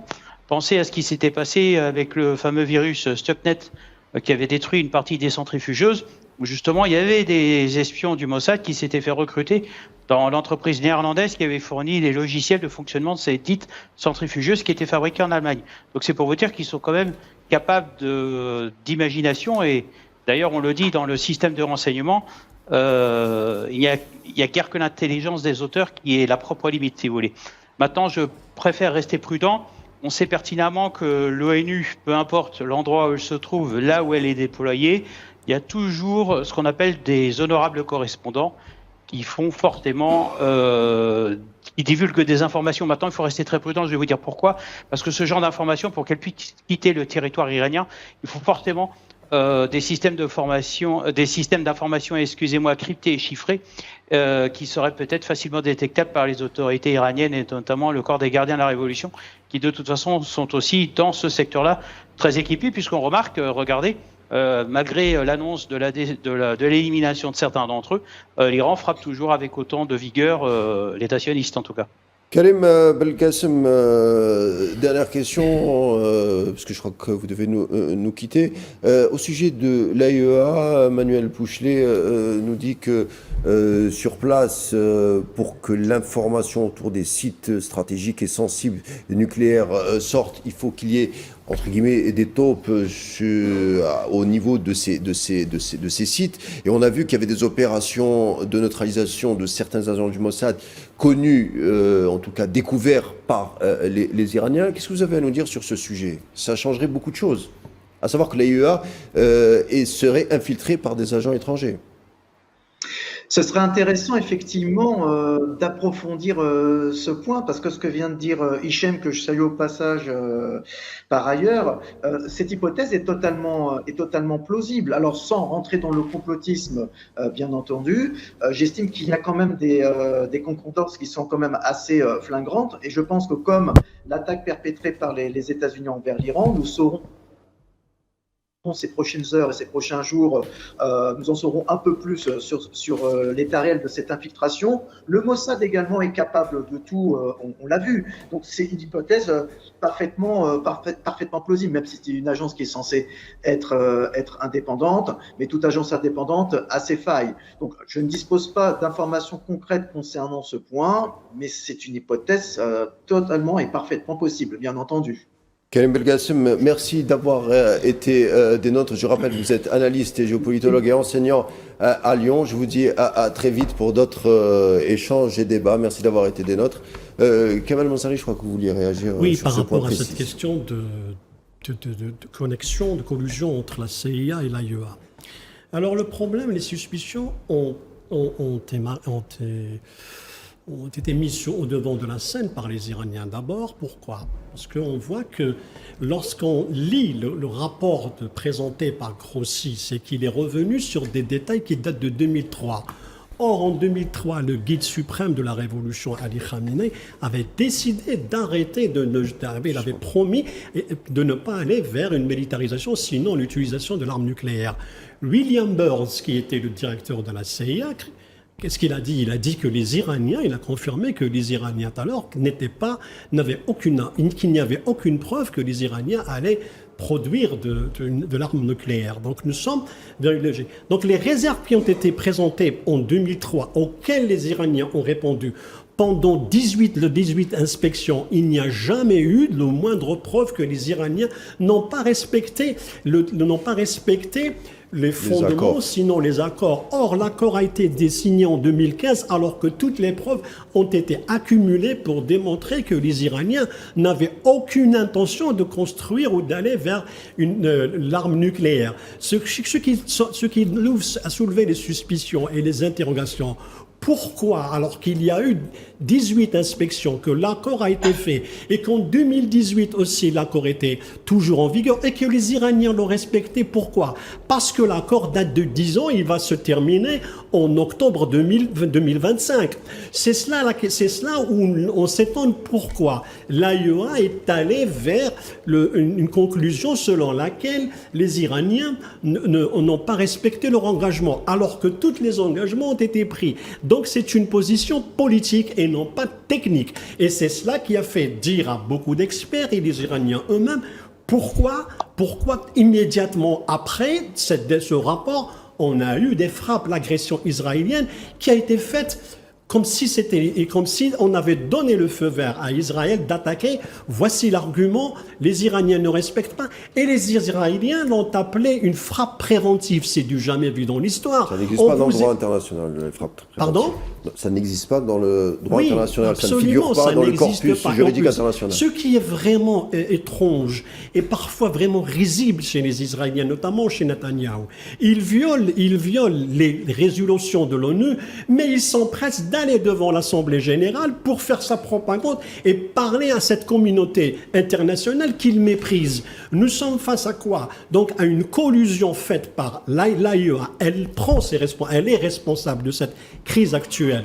Et nous avons les Américains qui l'ont suivi. Les Américains, pendant que les Iraniens frappaient, étaient en train de négocier. Donc pourquoi avoir négocié si ce n'est pour justement faire croire aux Iraniens que la solution politique et diplomatique est possible?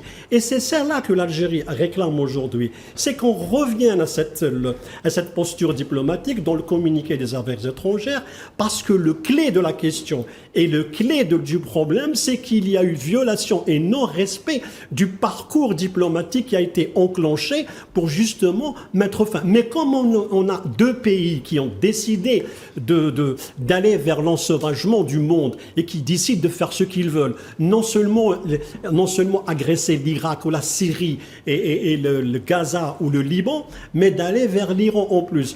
Pour dire qu'aujourd'hui, le respect des lois, le respect de l'AIEA, le détournement des lois et le détournement de l'AIEA est une posture américaine à 100%. Donc, si on utilise les institutions internationales justement pour lorsqu'elles arrangent les intérêts, bien pour les manipuler, comme c'est le cas de l'AIEA. Et comme l'AIEA est un organe très important, l'Algérie est membre du comité des sages, puisque jusqu'à septembre prochain, l'Algérie n'a pas voulu aller derrière cette logique, elle a préféré s'abstenir. Mais ce qui est grave aujourd'hui, c'est de constater que non seulement on manipule les institutions internationales pour faire la guerre, et on les méprise pour faire la guerre. Donc nous sommes dans une logique de deux pays, enfin une entité et un pays, qui vont côte à côte. Il n'y a pas de séparation, encore moins de désaccord sur le modus operandi. Il y a juste un partage des rôles et qui est vraiment grave. L'AIEA ne s'est jamais intéressé, Kamel, au programme israélien. C'est un organisme censé contrôler les programmes de tous les pays. Et il se trouve que 21% des programmes d'inspection de l'AIEA concernent l'Iran. C'est pratiquement un cinquième de l'activité de cette AIEA, comme si elle a été créée uniquement pour l'Iran. Et c'est vrai que Kamel a raison, parce que le 12 juin, le rapport de Grossi, disait l'AIEA n'est pas en mesure de garantir que le programme nucléaire iranien est exclusivement pacifique. Le lendemain, l'entité sioniste a bombardé. Interrogé, parce qu'il a été interrogé, rappelle Grossi, sur cette conclusion, nous avons affirmé dans mon rapport il y a une semaine que bien que l'Iran soit le seul pays au monde qui est en train d'enrichir l'uranium à des niveaux presque militaires, on n'est pas en capacité de dire qu'il existe un effort direct vers la fabrication d'une arme nucléaire. C'est exactement ce que disait la NSA, la National Security Agency, l'agence américaine, et c'est exactement ce que disent beaucoup d'experts qui connaissent le fonctionnement du programme nucléaire. Je ne dirais pas que l'AIEA est infiltrée par le Mossad ou la CIA ou les autres organisations, bien que ça ne soit pas à écarter, mais disons que effectivement le comportement de cette agence commence à poser sérieusement des questions. Est-ce que l'AIEA va demain contrôler le réacteur de Dimona? Tout le monde sait que Dimona est un réacteur israélien qui est pour beaucoup d'experts dans le Negev, dans le Negev, que l'entité sioniste a déjà fabriqué sa bombe dans les années 60. Même pas parce que ce programme a été, il faut le rappeler, c'est l'histoire qui le dit, par les Français. 700 techniciens français sont partis en 1958 aider les sionistes à avoir ce réacteur et à enrichir le plutonium à l'époque. Et il faut noter aussi, ça c'est l'histoire, que les experts israéliens sont venus en Algérie sous occupations françaises en 1960 tester c'était pas des tests, c'était des explosions. Notamment la première bombe qui était celle de la gerboise bleue, c'était dans la région d'Ergen. Est-ce que l'AIEA, l'AIEA s'est intéressé à ce programme? Et il faut rappeler aussi que Israël n'a jamais signé le TMP. Et ils n'ont jamais pris en compte ce TMP. Ils font ce qu'ils veulent, mais l'AIEA, visiblement, ne l'intéresse que le programme atomique iranien. Hicham Lamisi, on s'est intéressé durant la première partie du côté négociateur et en même temps du calculateur lucide qui est Donald Trump, ce qu'on appelle aux États-Unis un make dealer. Mais c'est vrai, on s'est posé la question, on a du mal à voir les aspects positifs pour les intérêts américains. Son attaque est illégale du point de vue du droit international, on en a parlé, étant donné qu'il n'a aucun mandat onusien, aucune autorisation non plus de son Congrès, on l'a dit. Mais vous allez un peu plus loin, vous dites que ces bombardements américains, finalement, ouvrent les portes de l'enfer, entre guillemets. Vous parlez rien de moins d'une guerre mondiale. On y est, selon vous, hein? D'un certain point de vue, moi je considère, oui, que nous avons ouvert les portes de l'enfer. Vous faites allusion à la communication que j'ai exprimée aujourd'hui et qui a été reprise dans un certain nombre de médias. Ce que je vois, c'est que cette guerre, en fait, qui oppose l'Iran à Israël et désormais aux États-Unis, c'est pas simplement une guerre que l'on peut expliquer à travers le travail de lobbying extrêmement efficace, entre guillemets, de l'extrême droite israélienne aux États-Unis pour pousser les États-Unis à entrer en guerre avec un objectif clair et affiché de Netanyahou qui était de plonger les États-Unis dans une guerre directe avec l'Iran et un retour des États-Unis dans une dimension militaire ouverte et directe au Moyen-Orient. Mais c'est aussi l'utilisation d'Israël comme une espèce de proxy pour servir les intérêts de ce qu'on appelle le camp occidental, dans une logique qu'il faut savoir comprendre aujourd'hui, qui est celle d'une opposition entre un unilatéralisme occidental ou un suprémacisme entre guillemets occidental face au reste du monde, et notamment ce qu'on a appelé les pays émergents et les BRICS, dans une logique qui est celle du bloc eurasiatique. Et en ce sens, et si on reprend les grandes théories géopolitiques, sans forcément citer Mackinder ou d'autres, nous renvoie toujours à cette logique oppositionnelle entre le monde de la mer, des puissances navales, entre guillemets, et les puissances continentales. Et exactement, thalassocratie contre les puissances continentales, le Heartland, entre guillemets. Et là, nous avons avec l'Iran un élément extrêmement important de cette architecture, en ce sens où si l'Iran tombe, entre guillemets, c'est ce qui permet au bloc occidental de pouvoir stopper toutes les politiques aujourd'hui d'intégration eurasiatique menées à la fois par la Chine en direction de l'Iran, en direction du Moyen-Orient, mais également par la Russie, qui a des intérêts très importants à défendre en Iran. Puis surtout, c'est que l'Iran, c'est la chasse gardée, entre guillemets, de la protection du Caucase pour la Russie, puisque l'Iran ferme à la fois l'accès à la mer Caspienne et une partie de l'accès au Caucase. Et ça, c'est extrêmement important et c'est très sensible. Et c'est en ce sens que je parle de peut-être début de guerre mondiale. L'année dernière, dans une conférence internationale à Genève, je m'étais d'ailleurs exprimé sur le sujet où il y avait des pronostics qui étaient mis en avant sur ce qu'allait donner l'élection américaine. Et j'avais tenu ce propos-là il y a environ 1 an exactement. J'avais dit on a le choix à travers l'élection des démocrates, soit de Biden ou de Kamala Harris, mais à l'époque on parlait de Biden, ou de Trump.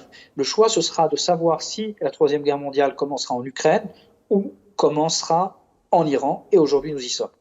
Pour les géopolitologues, également, l'Ukraine fait partie du Heartland, selon Brzezinski. Exactement, à la marge. Tout à fait. Exactement. Et c'est une carte qui permet en fait de comprendre véritablement ce qui est en train de se dérouler aujourd'hui et qui nous permet de sortir, vous savez, de cette vision qui est celle de dire que les lobbies israéliens sont tellement puissants qu'ils ont forcé la main aux États-Unis. Ce qui est vrai. À ceci près qu'il faut ajouter également tout le milieu évangéliste chrétien, très pro-israélien, encore plus pro-sioniste entre guillemets que les Israéliens eux-mêmes, mais il faut voir également Israël comme un élément combattant du bloc occidental, et ça correspond exactement au discours que tient partout Benjamin Netanyahou, qui ne cesse de mettre en avant le fait qu'Israël se bat, entre guillemets, pour les intérêts de ce qu'il appelle la civilisation occidentale. Bon, il faut encore prouver qu'il y soit réellement intégré, historiquement parlant, mais ça, c'est une autre question. Mais en tout cas, on comprend que Israël sert autant le bloc occidental qu'Israël manipule et se sert du bloc occidental pour parvenir à ses fins, avec un objectif qui n'est absolument pas la volonté, entre guillemets, de réduire à néant le programme nucléaire iranien, mais qui est beaucoup plus important que ça, c'est de détruire l'Iran en tant qu'État, détruire la puissance iranienne. C'est ça le véritable objectif. Et en réalité, la question du nucléaire est en fait un prétexte pour pouvoir détruire l'Iran en tant qu'État.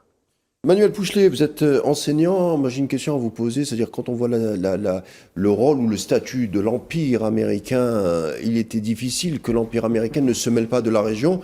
On a évoqué la région du Caucase, certaines régions stratégiques, où les États-Unis étaient en train de plutôt se dégager de cette région. C'est la fameuse doctrine Obama pour se focaliser sur l'Asie du Sud-Est. On voit le retour des Américains dans cette région. Peut-être que oui, le projet de la route de la soie de la Chine inquiétait les Américains, donc il fallait un casus belli pour revenir dans la région. Trump était intéressant à l'époque parce qu'on disait qu'entre la nation et l'empire, Trump avait choisi la nation, mais on voit que là, il a répondu aux sirènes de ceux qui veulent remettre l'empire américain non seulement au sein du Moyen-Orient, mais également au sein d'une forme de rôle guerrier ou belliqueux.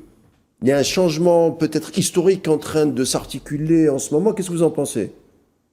Écoutez, non seulement je suis enseignant, mais également j'ai fait mes études aux États-Unis, donc autant vous dire que je connais bien la problématique.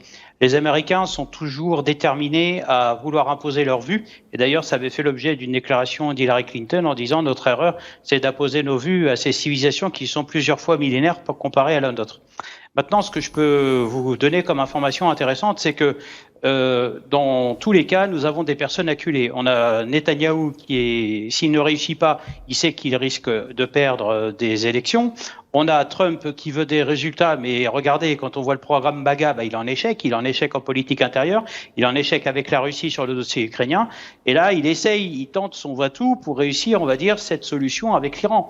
Mais je pense qu'il n'a pas mesuré, si vous voulez, la menace polymorphe que représente l'Iran, puisque non seulement là on parle exclusivement de menaces militaires, mais il y a aussi une menace économique. Je rappelle que l'Iran est un producteur de pétrole parmi les 5 premiers. Donc forcément, il risque aussi de déclencher une guerre économique où ceux qui paieront le prix fort, ce sont les classes moyennes et les classes moyennes occidentales.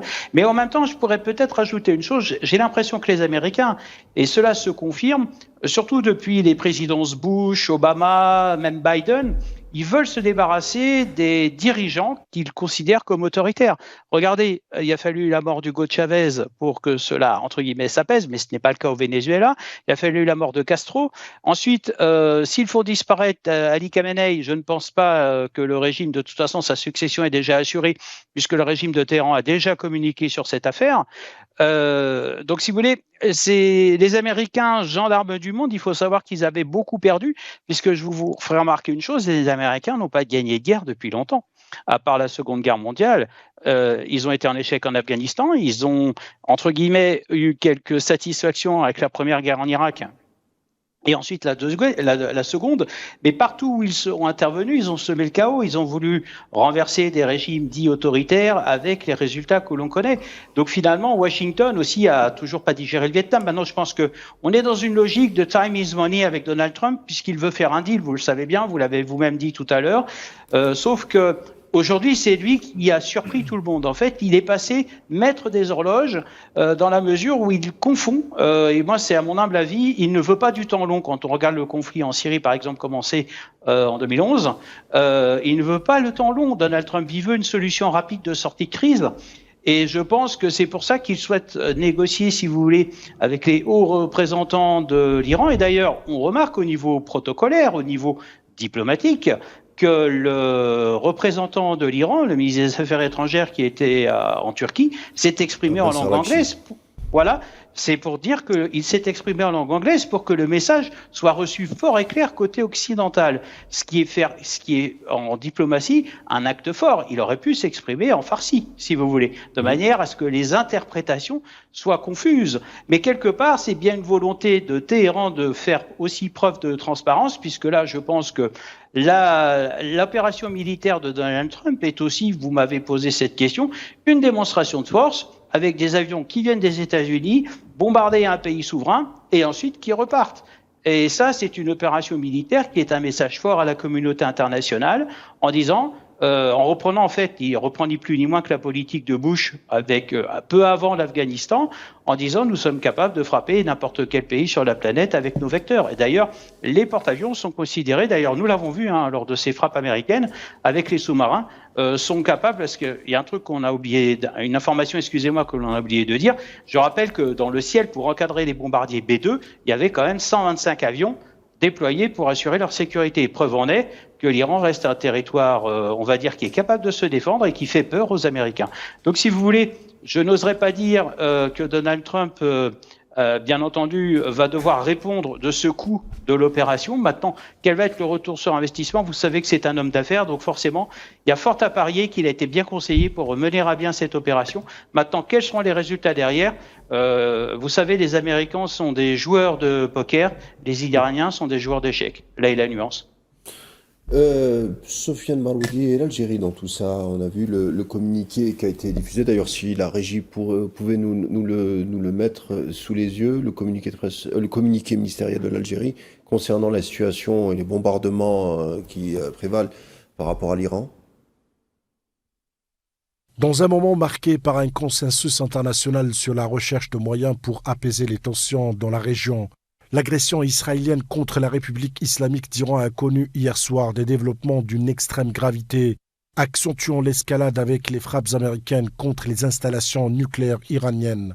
Ce consensus international affirme depuis toujours la nécessité d'un cessez-le-feu, d'un retour à la table des négociations et d'un engagement sincère et de bonne foi à trouver une solution pacifique au dossier nucléaire iranien. L'Algérie exprime sa vive préoccupation et son profond regret face à cette escalade qui aggrave la situation dans la région et l'expose à des risques sans précédent aux conséquences imprévisibles. La sensibilité et la gravité de la conjoncture imposent à tous de se référer aux leçons de l'histoire de la région, qui démontrent sans le moindre doute que les voies militaires n'ont jamais permis de résoudre les problèmes auxquels a été confrontée. Aussi, la priorité absolue à l'heure actuelle réside-t-elle dans le retour à l'approche la plus pacifique, la plus efficace et la moins coûteuse, l'approche politique pacifique, fondée sur les principes et les règles de la légalité internationale et la Charte des Nations Unies, qui peut épargner la région davantage de tensions et de tragédies. On le voit, Sofiane Baroudi, l'Algérie ne déroge pas à sa réputation d'incarner, ou en tout cas de respecter la légitimité et le droit international en ce qui concerne non seulement Gaza, mais aussi l'Iran. Il y a un appel clair déjà à la reprise des négociations. On veut parler des négociations entre les États-Unis et l'Iran sous médiation d'Oman. On voit le rôle important aussi que joue actuellement le sultanat d'Oman pour essayer de faire baisser les tensions dès le départ. Même si on va dire que ce qui s'est passé hier met, si vous voulez, un peu vraiment en danger ce processus. D'ailleurs, Oman a émis aussi un communiqué du ministère des Affaires étrangères évoquant vraiment de hautes préoccupations, comme c'est le cas de l'Algérie. Après, il y a un rôle aussi important historiquement de médiateur qu'a joué l'Algérie entre l'Iran et les États-Unis pendant quelques décennies. On se rappelle de la libération, par exemple, des captifs au début des années 80. Et je pense aussi qu'il y a un rôle comme membre du Conseil de sécurité, comme membre non permanent certes, mais comme membre très actif. D'ailleurs, on a vu que l'Algérie a convoqué avec d'autres pays 2 réunions d'urgence du Conseil de sécurité des Nations Unies, notamment pour réagir à l'agression sioniste sans précédent. Les 2 réunions ont vu une tentative de mobilisation de la communauté internationale. Le communiqué d'ailleurs des affaires étrangères parle d'un consensus international pour essayer d'arriver vers une désescalade qui est considérée comme étant très très dangereuse, non seulement pour les pays de la région, mais aussi pour la paix et la sécurité globale. On va dire qu'il y a un rôle très actif et des préoccupations aussi qui sont énoncées d'une manière claire, et il y a une nécessité de mobiliser la communauté internationale qui joue vraiment son va-tout. Rappelant aussi que l'Algérie déploie beaucoup d'efforts pour essayer de réformer le Conseil de sécurité et l'Organisation des Nations Unies, qui montre encore une fois son incapacité à résoudre les problématiques de l'époque et qui pose aussi des questions sur l'avenir des relations internationales, alors qu'on remarque en plus de l'ensauvagement une vraie militarisation des relations diplomatiques en général, qui pose la question de la paix et de la stabilité globale, qui préoccupe beaucoup Alger et je pense beaucoup d'autres capitales et toute la communauté internationale. On peut se poser la question aussi sur le rôle de ces pays membres du Conseil de sécurité, les États-Unis, membres permanents, les États-Unis, le Royaume-Uni et la France qui ne condamnent pas un acte d'agression qui est contraire au droit international. Kamel parlait tout à l'heure des frappes préventives, c'est un concept qui a été déjà utilisé par les États-Unis lorsqu'ils ont attaqué l'Irak. C'était les frappes préventives. Ils ont bien dit ça, Mais à l'époque, ça n'a choqué personne et on voit que plus de 20 ans plus tard, on revient à ce nouveau concept.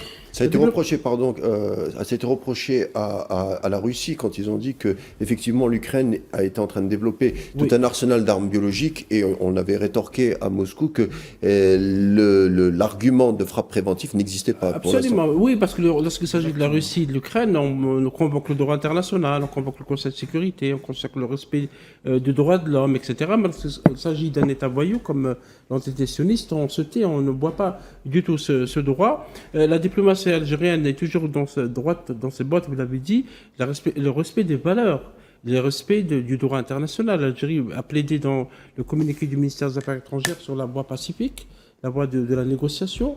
Et avant, durant la semaine, le ministère des Affaires étrangères a été contacté par plusieurs de ses homologues, le ministre des Affaires étrangères, notamment d'Iran, de Jordanie, d'Autriche. Le président Abdelmajid Tebboune a reçu un appel du président allemand. Ça veut dire qu'il y a des consultations, que l'Algérie, qui est un pays qui reste très respectueux des droits internationaux, d'Oman, etc., plaide toujours par la voie diplomatique.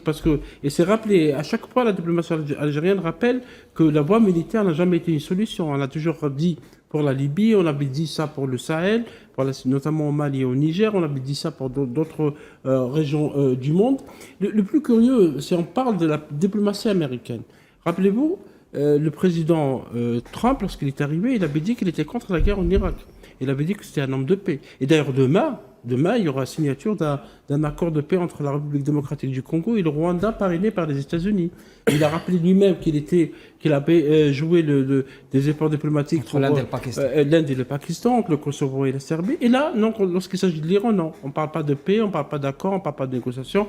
On bombarde en utilisant des armes sophistiquées. Donc, ce deux poids, deux mesures est en train de faire du mal au droit international. Et c'est pour ça que maintenant, on est en train de parler du Sud global. Et je pense que nos intervenants ont raison de rappeler on avait parlé par le passé d'un éveil, disons, du Sud global, et c'était à l'occasion de Gaza. Parce que le drame de Gaza, les massacres, le crime contre l'humanité, le crime de guerre commis à Gaza, ont fait réagir beaucoup d'organisations internationales, beaucoup d'universités, beaucoup de chercheurs, de scientifiques, d'artistes, etc. Ce mouvement international aussi fait peur à Tel Aviv et à Washington, parce que ça va continuer. Ça veut dire que le Netanyahou, criminel de guerre, va être traduit devant la Cour pénale internationale. Et c'est pour ça que le rôle de la diplomatie, je pense qu'il ne doit pas être ignoré. Le rôle de la diplomatie doit toujours être mis en avant lorsqu'il s'agit de conflits comme ce conflit majeur, parce qu'on sait, à ce soir, on ne sait pas quelle sera la conséquence de la frappe américaine, parce que demain, la situation risque d'évoluer rapidement en cas de riposte iranienne à l'attaque américaine. Je vous laisserai rebondir quand même, mais je vous pose une question. Finalement, Faisal Matawi disait que peut-être qu'on allait vers le pire, mais finalement, est-ce que Trump n'opte pas pour une manière de sauver la face de tout le monde? Il bombarde, il dit que l'opération est réussie et en même temps qu'il a imposé la paix. Il sauve un peu la face de Netanyahou qui était dans une mauvaise situation et qui était en train qui avait sous-estimé la capacité de réaction de l'Iran. L'Iran, il leur impose une manière de négociation orientée et en même temps, il sauve un peu la face puisqu'il revient quand même au Moyen-Orient, finalement balle au centre, on a envie de dire, comme on dit familièrement, non? Qu'est-ce que vous en pensez? Mais en réalité, il ne propose pas la paix, il propose une capitulation, une reddition des Iraniens. Je vous ai frappé, je vous ai montré de quoi je suis capable. Venez négocier selon mes conditions et sans qu'on pose les moindres conditions. Et c'est cela l'ironie du sort de celui qui est le 5 novembre 2024. Dans un tweet, il déclare à tout le monde que voilà, Noura, je suis pour la paix au Proche-Orient, contrairement au va-t-en-guerre Kamala Harris et Joe Biden. Donc il est dans cette logique-là. Donc aujourd'hui, tout ce qu'il dit aujourd'hui, on comprend pourquoi le gouverneur de Californie l'accuse vraiment de menteur invétéré. Donc c'est un petit peu c'est le langage qu'il a toujours véhiculé et c'est pour cela qu'il a joué sur ce jeu-là depuis longtemps. Mais revenons en réalité à ce que subit l'Iran. L'Iran ne subit pas cette réalité depuis ces dernières années. Depuis 46 ans, l'Iran est assujetti et soumis à un embargo des sanctions invraisemblable. Il a d'abord été question pour les Américains d'utiliser l'Irak dans une guerre qui a coûté 8 ans de nombreux morts et a coûté justement la vie à notre ministre des Affaires étrangères, Mohamed Sadiq Ben Yahya à l'époque, puisque nous avons pris en main la question de négociation et la médiation. Donc l'Algérie qui avait justement fait de la diplomatie son cheval de bataille pour régler les conflits dans le monde, ça a payé le plus fort et elle le continue à le payer, même si ces positions aujourd'hui entraînent une hostilité de part de nos voisins ou bien d'Israël. Mais ceci étant dit que les Iraniens ont subi depuis 1946 ans une systématique politique, une stratégie d'affaiblissement. Même avant, hein, c'est-à-dire on se rappelle la séquence Mossadegh, ça continue l'opération Ajax. La séquence Mossadegh, c'est un coup d'État de 1953 parce qu'ils voulaient nationaliser les hydrocarbures, mais le régime était le même. Mais aujourd'hui, on voit que depuis les années 80, 91, depuis 88, il y a eu la loi d'Amato, c'était l'une des plus sévères. Et en 86 aussi, d'autres lois de Houston qui ont été pour faire en sorte à ce que les Iraniens soient encore soumis à des sanctions terribles. Et le pire, c'est qu'on interdit à tout pays de faire du commerce avec l'Iran en utilisant le dollar.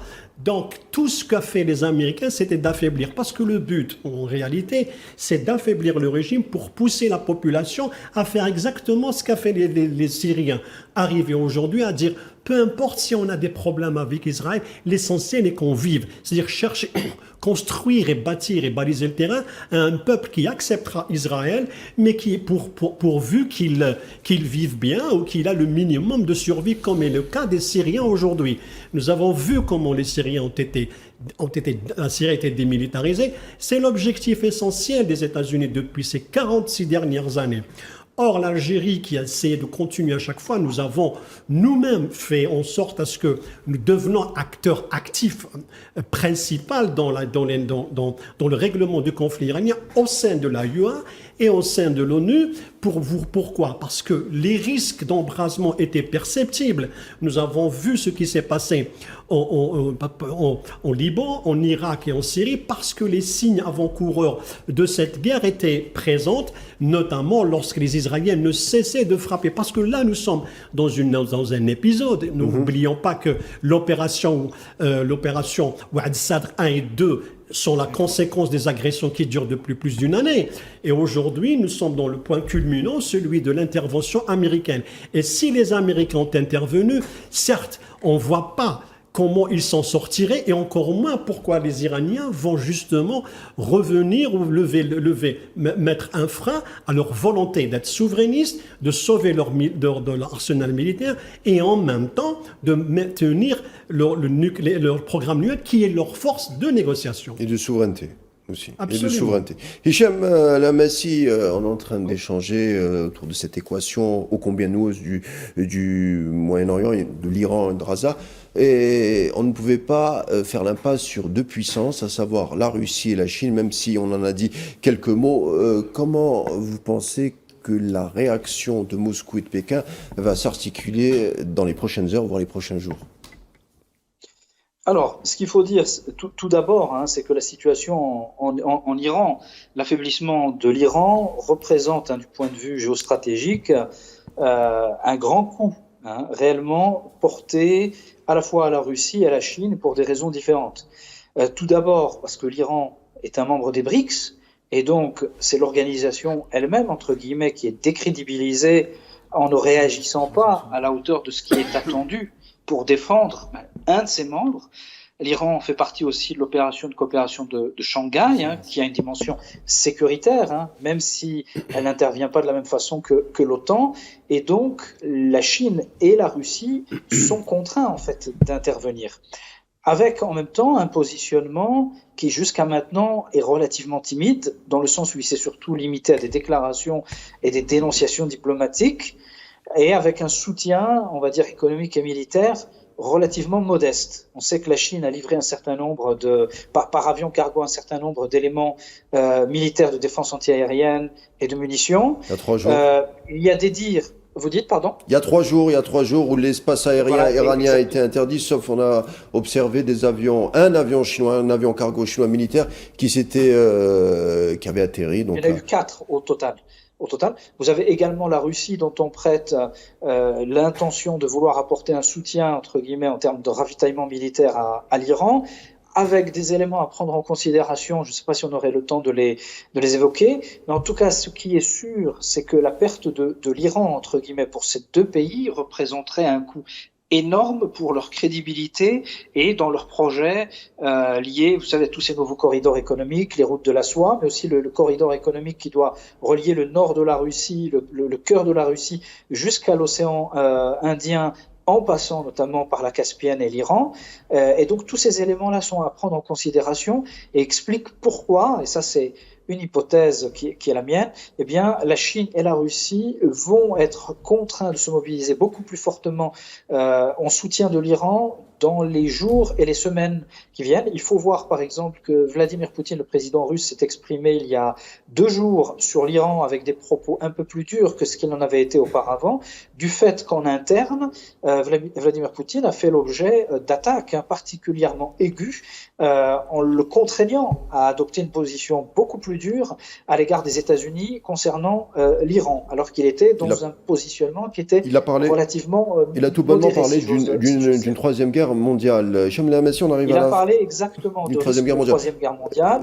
Il a mis en garde Israël dans le cas d'une tentation de vouloir bombarder notamment la centrale nucléaire de Bushehr dans laquelle se trouvent des techniciens et des ingénieurs russes. Et il a mis en évidence surtout ce risque de troisième guerre mondiale, et il a mis en évidence également le fait que les Occidentaux étaient dans un narratif qui était un narratif entre guillemets relativement fantasmé, celui de l'idée d'un effondrement du régime iranien. Et lui, ce qu'il a mis en avant, c'est que du point de vue militaire, les choses ne se posent absolument pas de la façon dont elles sont présentées dans les médias mainstream, c'est-à-dire que d'un point de vue strictement militaire, en réalité, aujourd'hui, Israël prend des coups beaucoup plus durs que l'Iran. C'est-à-dire qu'aujourd'hui, vous avez des villes comme Haïfa, des quartiers entiers à Haïfa ou à Tel Aviv qui aujourd'hui ressemblent à Gaza. Ça, c'est un fait. C'est-à-dire que la capacité balistique et technologique de l'Iran est très importante. Sans le soutien des États-Unis, Israël aurait déjà capitulé. Alors, oui, peut-être ça sera l'objet d'une émission prochaine. Merci en tout cas, Hicham Lamessi, d'avoir été avec nous. Vous êtes géopolitologue et analyste conférencier. Merci d'avoir nourri les échanges. Je tiens à remercier aussi Manuel Pouchelet d'avoir contribué aussi à cette discussion. Je remercie mes amis ici sur le plateau, Faisal Metaoui, rédacteur en chef de Al24 News, Kamal Mansari, directeur de publication de Jeune Indépendant, et merci à Baroudi d'avoir nourri également les conversations. Et quant à vous, chers téléspectateurs, merci de nous avoir suivis. Tout de suite, la suite des programmes sur Al24 News, et on se retrouve demain.